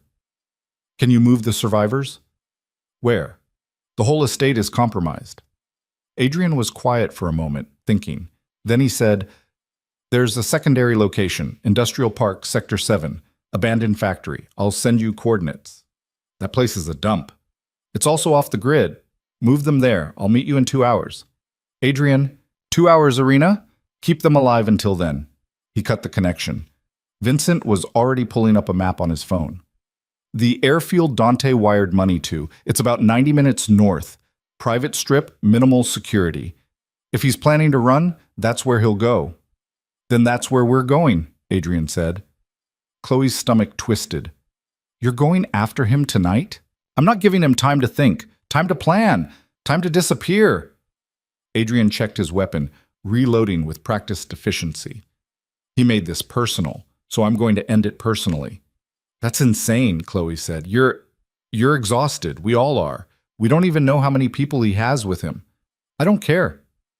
The finality in his voice made it clear the discussion was over. Vincent grabbed gear from one of the crates. Weapons, ammunition, tactical vests. He tossed one to Adrian, who caught it without looking. Marco closed his laptop. I'll stay here. Monitor communications. If anything changes, I'll let you know. Good. Adrian turned to Chloe. You should stay here too. Like hell. Chloe, we've been through this before, she said, her voice steady despite the fear crawling up her spine. I'm not sitting on the sidelines while you finish this. I'm coming with you. Adrian studied her for a long moment. She could see him weighing options, calculating risks. Then he pulled a handgun from the crate and held it out to her. You know how to use one of these? Chloe stared at the weapon. Point and shoot? More or less. Adrian showed her the safety, the magazine release, the basics. You probably won't hit anything, but at least you can make noise. Sometimes that's enough. She took the gun. It was heavier than she'd expected. cold, real in a way that made everything suddenly feel more dangerous. They left the warehouse and piled into the SUV. Vincent drove, Adrian in the passenger seat, Chloe in the back. The city slid past in darkness, streetlights casting orange pools on empty roads. No one spoke. The weight of what they were about to do hung in the air like a physical presence. After an hour, buildings gave way to industrial wasteland, then empty countryside. Snow-covered fields stretched into darkness on both sides of the road. Vincent killed the headlights as they approached the airfield. It was small, a single runway, a couple of hangars, a small terminal building that looked abandoned. A few lights were on in one of the hangars, casting long shadows across the tarmac. And sitting on the runway, engines already warming up, was a private jet. "There," Vincent said quietly. Adrian scanned the area with binoculars. "I see 2 guards outside the hangar, probably more inside. The jet's prepped for takeoff. He's leaving tonight." "So, what's the play?" Adrian lowered the binoculars. "We go in quiet, take out the guards, get to Dante before he reaches that plane." "And if we can't?" Adrian's expression was cold. "Then we bring the plane down." They parked the SUV in the shadow of a derelict building and approached on foot. The snow muffled their footsteps. The cold bit through Chloe's clothes, making her shiver. The 2 guards outside the hangar were smoking, their weapons slung over their shoulders. Not alert, not expecting trouble. Big mistake. Adrian and Vincent moved like shadows, splitting up to flank them. Chloe stayed back, her heart hammering, the gun heavy in her hands. It happened fast. Adrian took the first guard from behind, a hand over his mouth, a blade to his throat. The man went down without a sound. Vincent shot the second guard with a suppressed pistol, 2 quick shots to the chest. Both bodies hit the ground within seconds of each other. Adrian gestured for Chloe to move up. They entered the hangar. Inside was chaos barely contained. People rushing around, loading cargo into the jet. Chloe counted at least 8 men, all armed, all focused on their tasks. And standing near the jet's stairs, talking on a phone, was Dante. He looked calm, composed, like this was just another business trip. Adrian raised his weapon, but before he could fire, one of the men spotted them. "Contact!" All hell broke loose. Gunfire erupted. Chloe dove behind a stack of crates as bullets tore through the air. Vincent was returning fire, methodical and precise. Adrian pushed forward, moving toward Dante with single-minded focus. Dante saw him coming. His eyes went wide. Shock, then understanding, then fury. He ran for the jet. Adrian chased him. Chloe forced herself to move, to follow. Her hands shaking so badly she could barely hold the gun. Around her, men were dying, screaming, falling. The hangar had become a war zone. She reached the jet just as Adrian caught up to Dante at the stairs. Dante spun, pulling a gun, but Adrian was faster. He knocked the weapon away, grabbing Dante by the throat and slamming him against the fuselage. "It's over," Adrian said. Dante smiled through the pain. Blood ran from his nose. "Is it?" Then the jet's engines roared to life. The blast of heat and wind knocked them both back. Chloe stumbled, nearly falling. The jet started to move, taxiing toward the runway. "He's got a pilot inside," Vincent shouted over the noise. "If that thing takes off..." Adrian was already running after the jet. Chloe followed, her lungs burning, her legs screaming. The jet was picking up speed. Adrian jumped, catching the open stairs, pulling himself up. Dante was right behind him. Chloe didn't think. She just ran harder, pushing her body past exhaustion, past fear, past every rational thought telling her to stop. She jumped. Her hands caught the railing. Pain shot through her shoulders as her body slammed against the stairs. She held on, her fingers screaming, her arms burning. Vincent grabbed her, hauling her up onto the stairs. They were inside the jet now, the cabin lurching as it accelerated down the runway. Adrian and Dante were fighting at the front of the cabin, a brutal hand-to-hand struggle. Punches, elbows. Dante grabbed a bottle from the galley and smashed it across Adrian's face. Adrian went down. Dante pulled a knife. Chloe raised her gun. She'd never fired a weapon before. Never pointed one at another human being. Every instinct told her to hesitate. But she thought about the bodies at the estate. The people who'd died tonight. The massacre Dante had orchestrated. She pulled the trigger. The recoil nearly knocked her backward. The shot went wide, missing Dante by a foot, but it was enough to make him flinch. Adrian surged up, driving his shoulder into Dante's midsection, slamming him into the cabin wall. The knife clattered away. The jet was almost at takeoff speed. Vincent rushed toward the cockpit. "I've got the pilot!" Gunshots. The engines screamed. The jet lurched. Then it started to slow. Dante realized what was happening. His eyes went wild. "No! No!" He tried to run for the cockpit, but Adrian caught him, throwing him to the floor. They grappled, rolling across the cabin as the jet shuddered to a stop. Finally, Adrian got on top, pinning Dante down. His hands wrapped around Dante's throat. 15 years, Adrian said, his voice raw.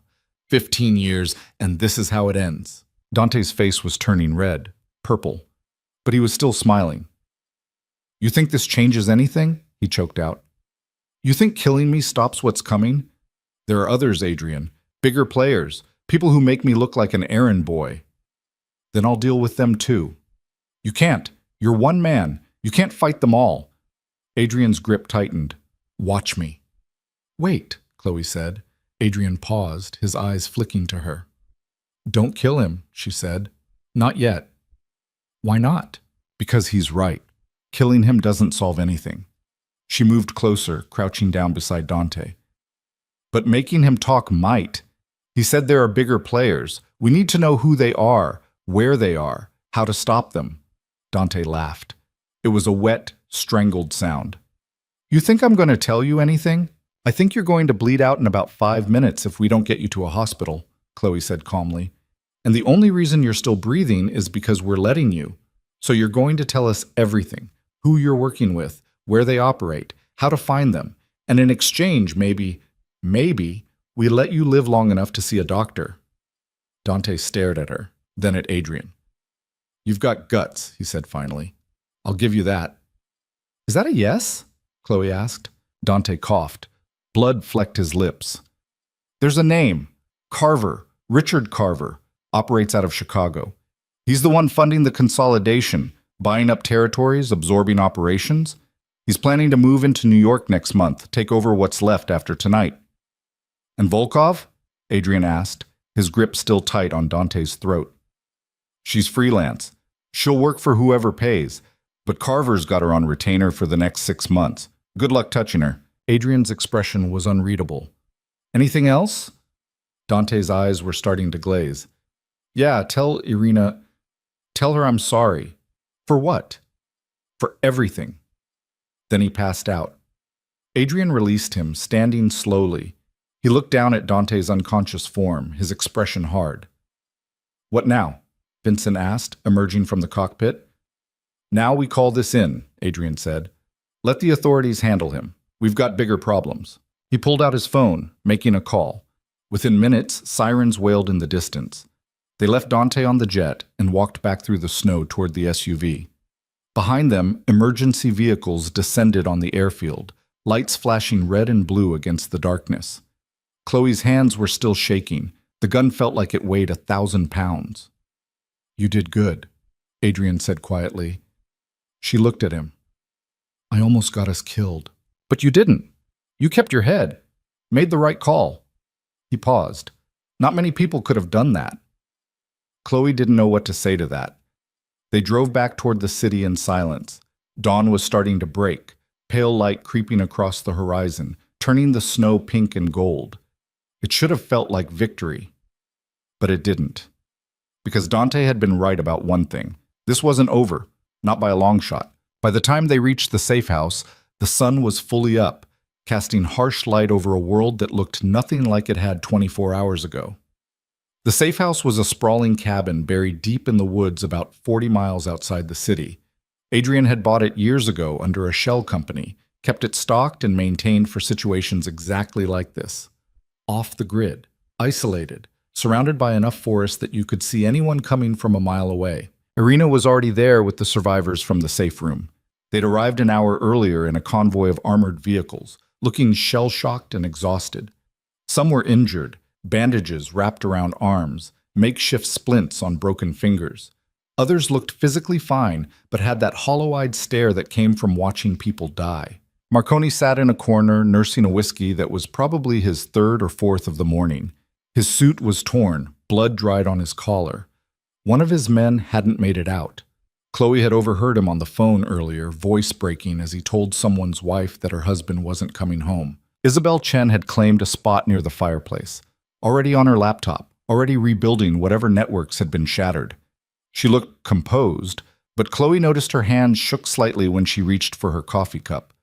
Kuznetsov was gone. He'd disappeared into the night the second they'd reached the safe house, taking his remaining men with him. No goodbyes? No acknowledgement? Just gone. Typical. Chloe stood on the back porch, staring out at the endless white expanse of forest. Her body ached. Her mind felt like it had been put through a shredder, but she was alive. The door opened behind her. Adrian stepped out, 2 mugs of coffee in his hands. He handed her one without a word. She took it, wrapping her frozen fingers around the warmth. They stood in silence for a while, watching the wind move through the trees. The world looked peaceful out here. Clean. Like the violence of last night had happened in a different universe entirely. "How many did we lose?" Chloe asked finally. Adrian's jaw tightened. 14 confirmed dead at the estate. Another 6 wounded. Could have been worse. Could have been better. Could have been me. He took a sip of coffee. If you hadn't figured out it was Dante, I'd be in a body bag right now. Chloe didn't know what to say to that. She'd replayed the moment in her head a dozen times, the moment she'd accused Dante. If she'd been wrong, Adrian probably would have killed her. If she'd been right but stayed quiet, he'd be dead. The margin between survival and death had been razor thin. "What happens now?" she asked. Adrian was quiet for a long moment. "I rebuild. Track down Carver. Make sure what happened at the summit doesn't happen again." "And Volkov?" "She's a ghost. She'll surface eventually. They always do. And when she does, I'll be ready." "You sound very sure of that." "I have to be." Adrian's voice was flat.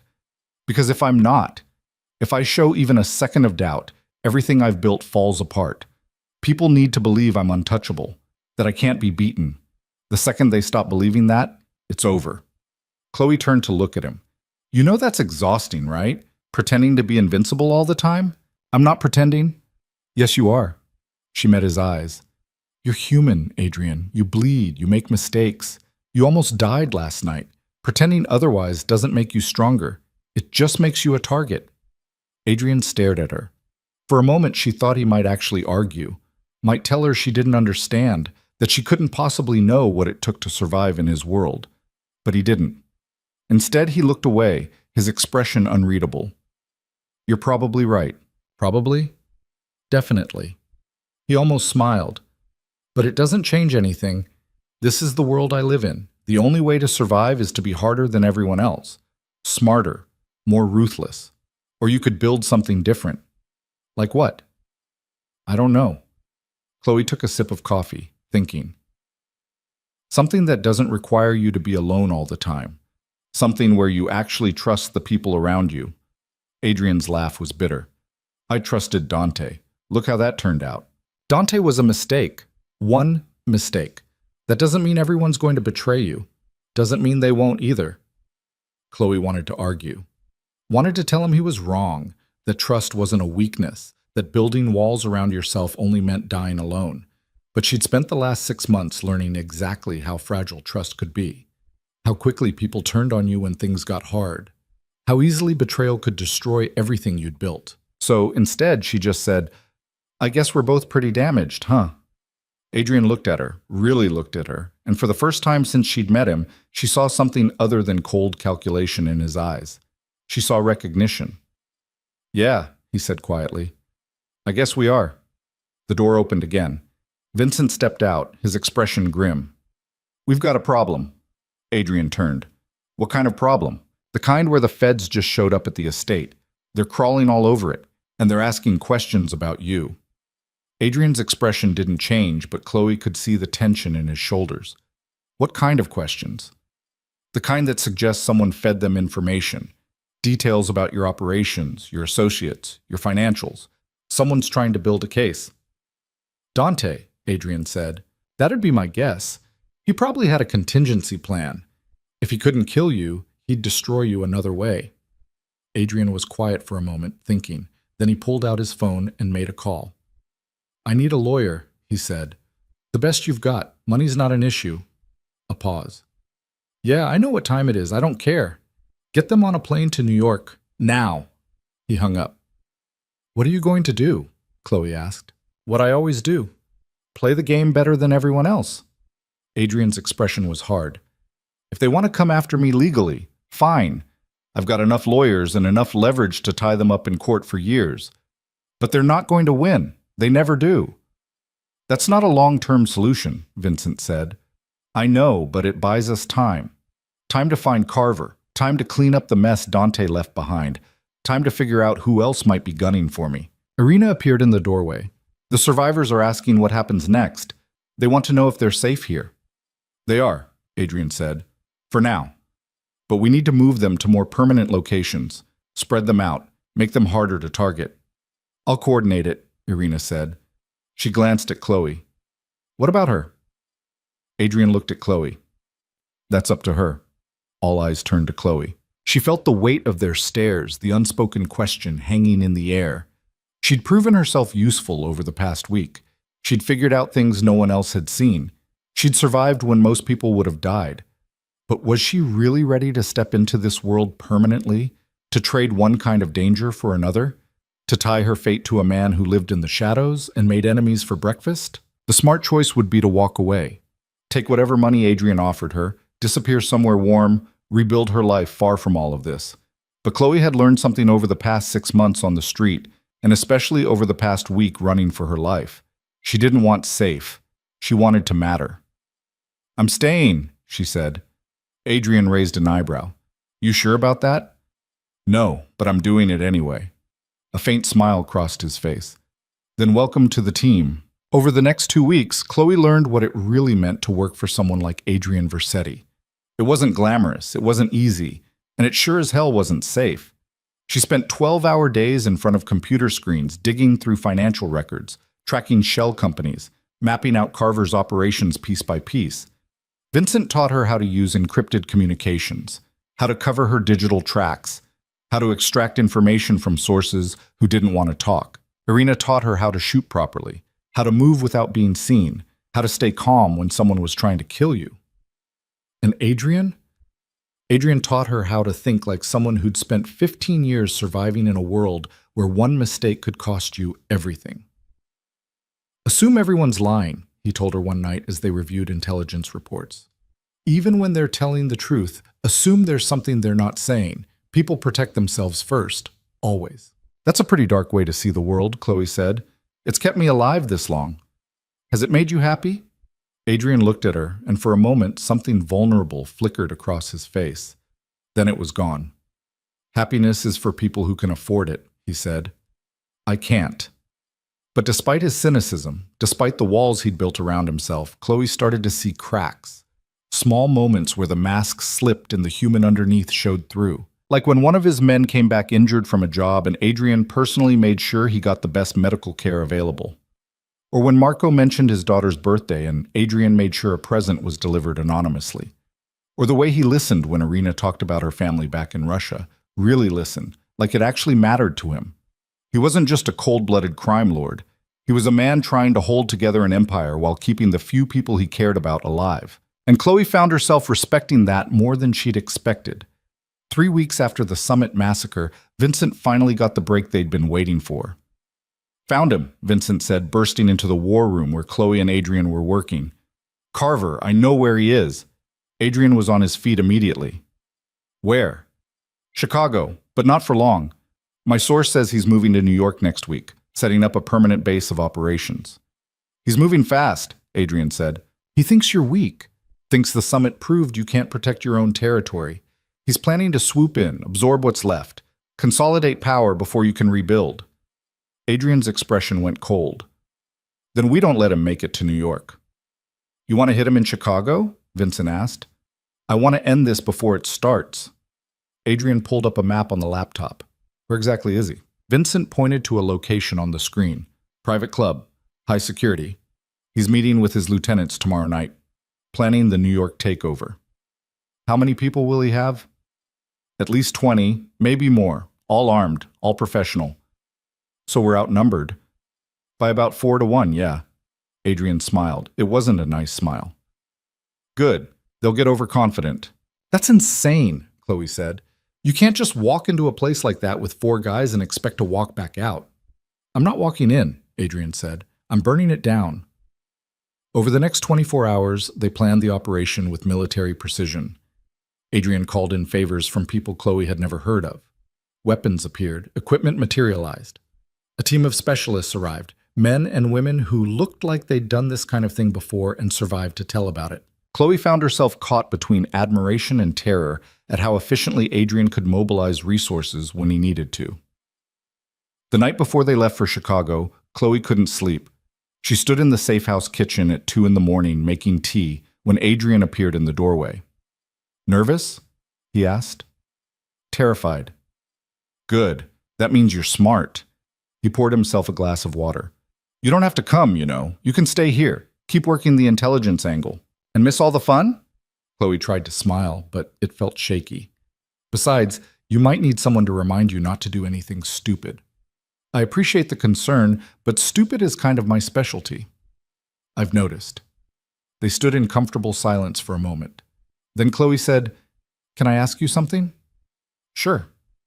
Why are you really doing this? Going after Carver yourself instead of just, I don't know, hiring someone else to handle it? Adrian was quiet for a long moment. Because 15 years ago, I let someone else handle something important. I delegated, I trusted. And the person I trusted was Dante. He did the job, did it well, and I rewarded him by making him my second in command. And he betrayed you. Yeah, but that's not the lesson. Adrian met her eyes. The lesson is that the things that matter, the things that define who you are and what you're building, those things you can't delegate. You have to do them yourself. Even if it's dangerous, even if you might fail, because if you don't, you lose the right to call it yours. Chloe thought about that. That's either very wise or very stupid. Probably both. Yeah, Chloe said, probably. They flew to Chicago the next day on a private plane Adrian had chartered. The flight was quiet, tense, everyone mentally preparing for what was coming. Chloe sat next to Irina, who was cleaning her weapons with methodical precision. You scared? Irina asked without looking up. Yeah. Good. Fear keeps you sharp. Just don't let it freeze you. Any other advice? Irina finally looked at her. Stay behind me. Do what I say when I say it. And if things go bad, run. Don't try to be a hero. Heroes get dead. Comforting. Irina almost smiled. I'm not here to comfort you. I'm here to keep you alive. They landed in Chicago as the sun was setting. The private club where Carver was meeting his lieutenants was in an upscale neighborhood, the kind of place where money whispered instead of shouted, heavy security, discreet cameras, the kind of establishment that catered to people who valued privacy and could pay for it. Adrian's plan was simple in theory, brutal in execution. They'd create a distraction at the front, a fire, an explosion, something big enough to draw security away from the main building. Then Adrian and a small team would go in through a service entrance, locate Carver, and extract him before reinforcements arrived. Clean, efficient, probably impossible, but they were doing it anyway. Chloe's job was to stay in the van with Marco, monitoring communications and camera feeds, ready to call out threats or changes in the security pattern, the part where she stayed safe and didn't get shot. She hated it, but she'd promised Adrian she wouldn't do anything stupid, so here she was. The operation began at exactly 9 p.m. Vincent triggered the distraction, a small explosive device in a dumpster near the club's front entrance. Nothing big enough to hurt anyone, but loud and bright enough to get attention. Security rushed toward the explosion. Adrian's team moved. Chloe watched on the monitors, her heart in her throat, as Adrian, Irina, and 3 others slipped through the service entrance and into the building. They moved like ghosts, fast and silent, weapons up, clearing corners with practiced efficiency. Second floor, east corridor, Chloe said into her headset. 2 guards. Stationary. Copy. Adrian's voice came back, calm and controlled. She watched as Irina took point, moving ahead of the group. The 2 guards never saw her coming. She dropped them both in seconds, quiet and efficient. They kept moving. Main conference room is on the 3rd floor, Marco said, pulling up blueprints. That's where Carver should be. How many people in the room? Adrian asked. Chloe checked the thermal imaging. I'm reading 8 heat signatures, maybe 9. Hard to tell. Good enough. They reached the 3rd floor. The hallway outside the conference room was empty. Too empty. "Adrian, wait," Chloe said. "Something's wrong. There should be guards here." "I know. It's a trap." "Probably. But we're already here, so let's see how it plays out." Before Chloe could respond, Adrian kicked open the conference room door. Inside, Richard Carver sat at the head of a long table, a glass of whiskey in his hand, looking for all the world like he'd been expecting them. He was younger than Chloe had pictured, early 40s maybe, with the kind of face that belonged in a boardroom or on a magazine cover, tailored suit, expensive watch, the smile of someone who'd never lost a bet in his life.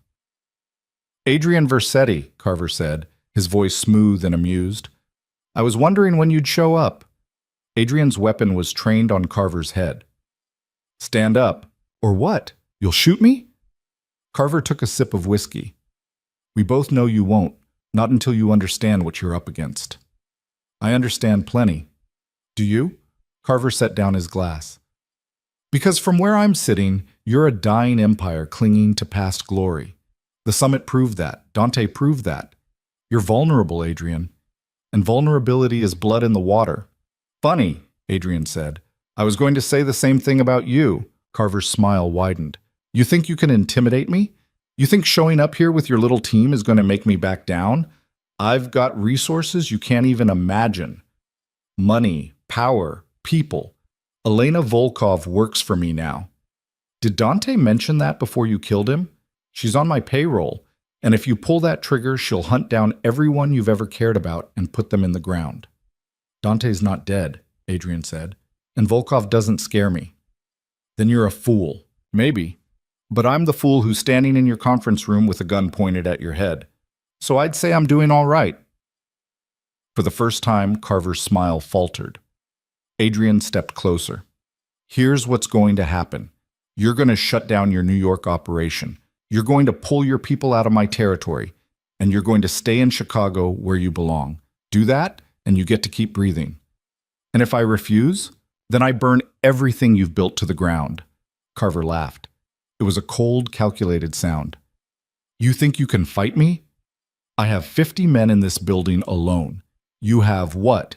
5? 6? The second you walk out that door, you're dead." "Funny thing about that," Adrian said. "I'm not walking out the door." He pulled a small device from his pocket and pressed a button. Somewhere in the building, something started beeping. Carver's face went pale. "What did you do?" "Insurance," Adrian said. "See, while you were sitting here drinking your expensive whiskey, my people were planning enough explosives in this building to level a city block. So here's the new deal. You call off your men, we all walk out of here alive, and you forget New York exists. Or I blow this whole place to hell, and we all die together." "You're bluffing." "Am I?" The beeping got louder. Carver's eyes darted to the door. Sweat beaded on his forehead. His composure was cracking, the smooth corporate mask slipping to reveal the fear underneath. "Call them off," Adrian said quietly. "Or we find out together if I'm bluffing." For a long, tense moment, no one moved. Then Carver reached for his phone. "Stand down," he said into it, his voice tight. "All units, stand down." Adrian gestured to Irina. "Check it." Irina moved to the window, scanning the street below with binoculars. After a moment, she nodded. "They're pulling back." Adrian looked at Carver. "Smart choice." "This isn't over," Carver said, his voice shaking with barely controlled rage. "You can't watch your back forever. I've been doing it for 15 years. I think I can manage a few more." Adrian backed toward the door. "Oh, and Carver, if I see any of your people in New York, if I even hear a rumor that you're thinking about moving into my territory, I won't bother with a conversation next time. I'll just kill you." "You can't." "Yes, I can. And we both know it." Adrian and his team backed out of the room, weapons still raised, moving quickly down the hallway. Chloe watched on the monitors as they made their way through the building, every second feeling like an hour. They reached the service entrance. Then they were outside. Then they were in the van. Marco gunned the engine and they tore away from the club, disappearing into Chicago traffic. For a long moment, no one spoke. Then Vincent started laughing. "You didn't actually plant explosives, did you?" Adrian smiled. "Of course not. That would have been insane." "So you were bluffing?" "Completely." You're out of your mind, Irina said, but she was smiling too. Chloe felt something bubbling up in her chest. Relief, adrenaline, the sheer insanity of what they'd just pulled off. She started laughing. It was probably hysteria, probably the adrenaline crash, but she couldn't stop. And then everyone else was laughing too, the tension breaking like a dam bursting. They'd done it. Against all odds, against every rational expectation, they'd actually done it. The flight back to New York was quieter, calmer. People dozed in their seats, exhausted from the adrenaline crash. Chloe sat next to Adrian, who was staring out the window at the clouds below. "Thank you," she said quietly. He looked at her. "For what?" "For not leaving me behind. For trusting me to be part of this. You earned it." "Did I?" "Yeah."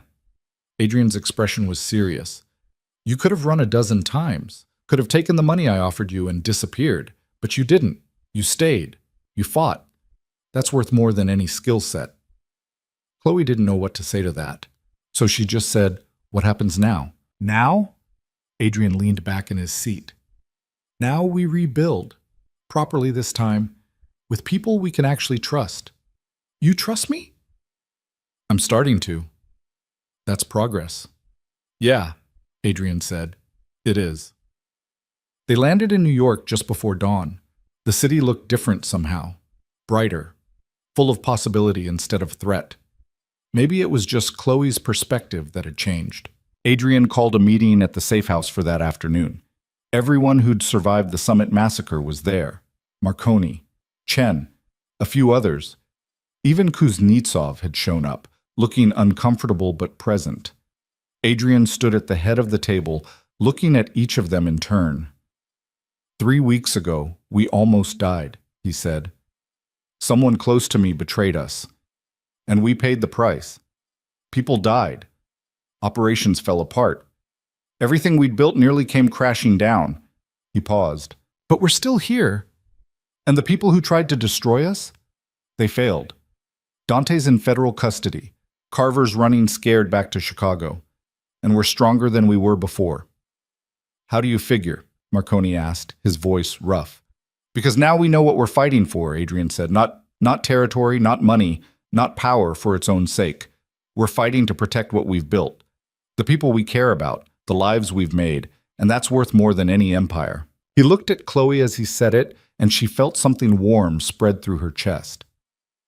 "So here's what happens next," Adrian continued. "We rebuild. Together. Not as competing factions fighting over scraps, but as actual partners. We share intelligence. We coordinate operations. We watch each other's backs. Because the next time someone comes for us, they're not going to find a bunch of isolated targets. They're going to find a united front." Isabel Chen leaned forward. "And who leads this united front?" "I do," Adrian said simply. "But not alone. I want advisors. People who'll tell me when I'm wrong. People who'll challenge my decisions. People I can actually trust." He looked at Chloe, starting with her. Every head in the room turned to stare at Chloe. She felt her face flush. I don't have experience." "You have something better," Adrian interrupted. "You have the ability to see things no one else sees. To ask questions no one else thinks to ask. That's what I need. That's what we all need." Marconi studied her for a moment. Then he nodded. "I can work with that." Chen shrugged. "If Adrian trusts her, that's good enough for me." One by one, the others agreed. And just like that, Chloe went from homeless journalist to advisor to one of the most powerful men in New York. The next 3 months passed in a blur of activity. Adrian restructured his entire operation, bringing in new people, implementing new protocols, building something that looked less like a criminal empire and more like an actual organization. Chloe built an intelligence network that would have made her journalism professors weep with envy. She had sources in every major institution in the city: police, city hall, corporate boardrooms. Information flowed through her like water, and she learned how to filter it, analyze it, turn it into actionable intelligence. She also learned that power came with a price. There were threats. Always threats. People who wanted what Adrian had. People who saw opportunity in chaos. Chloe's name started appearing on watch lists. Her old apartment, the one that had burned 6 months ago, was visited by people asking questions. But Adrian kept his word. He protected her, made sure she was safe, made sure she had everything she needed. And slowly, carefully, she started to trust him. Not blindly, not completely, but enough. 4 months after the summit, Chloe stood in the same garage where she'd first woken up, staring at the black armored SUV that had started everything. The vehicle gleamed under the overhead lights, polished to perfection. But it wasn't the same anymore. It had been upgraded, reinforced, turned into something more than just a getaway car. It was a symbol of how far she'd come. Adrian walked up beside her, dressed in a sharp suit, his hands in his pockets. "Ready?" he asked. Chloe nodded. They'd received intelligence that morning about a new threat, someone trying to move into the territory they'd cleared when they'd pushed Carver back. Small-time operation, but growing fast. The kind of thing that needed to be handled before it became a problem. Adrian opened the passenger door of the SUV. "After you." Chloe climbed in, settling into the leather seat. It felt different now. Not like a prison, not like a cage, like power. Adrian slid into the driver's seat and started the engine. The SUV purred to life, smooth and controlled. "You know," Chloe said as they pulled out of the garage, 6 months ago, I was freezing to death in an alley. I had nothing. I was nothing. And now? Now I'm still figuring it out," she admitted. "But I'm not nothing anymore." Adrian glanced at her. "No, you're definitely not. Definitely." They drove through the city, the skyline glittering in the afternoon light. Chloe looked out the window, watching the world blur past. She'd started this journey as a nobody, a washed-up journalist with nothing to lose and nowhere to go, someone the world had chewed up and forgotten. Now she was something else entirely. Not a victim, not just a survivor. Someone who'd taken the worst the world could throw at her and turned it into strength. Because that was the thing about power, Chloe had learned. The world didn't give it to you. It didn't hand you second chances wrapped in pretty bows. You took them, you fought for them, you bled for them. And when the dust settled, you either stood on top of the rubble or got buried beneath it. Chloe had chosen to stand. She'd chosen to fight. And she was done apologizing for it. Adrian pulled up to a red light and looked over at her. "You good?" Chloe met his eyes and smiled. "Yeah, I'm good." The light turned green. They drove forward into whatever came next. Together. Because some partnerships were forged in fire. Some alliances were born from desperation and survival. And some of the strongest bonds were built by two broken people who decided they were done being broken. Chloe had learned something important over these past months. Something about herself. Something about the world. Life didn't care about fairness. It didn't reward good intentions or punish bad ones with any consistency. People betrayed you. Systems failed you. The ground beneath your feet could give way without warning. But you always had a choice. You could let it destroy you, or you could let it remake you. Chloe had chosen to be remade. And as they drove through the city, past the alley where she'd almost died, past the buildings where she used to work, past all the pieces of her old life, she realized something else. She wasn't running anymore. She was hunting. And that made all the difference.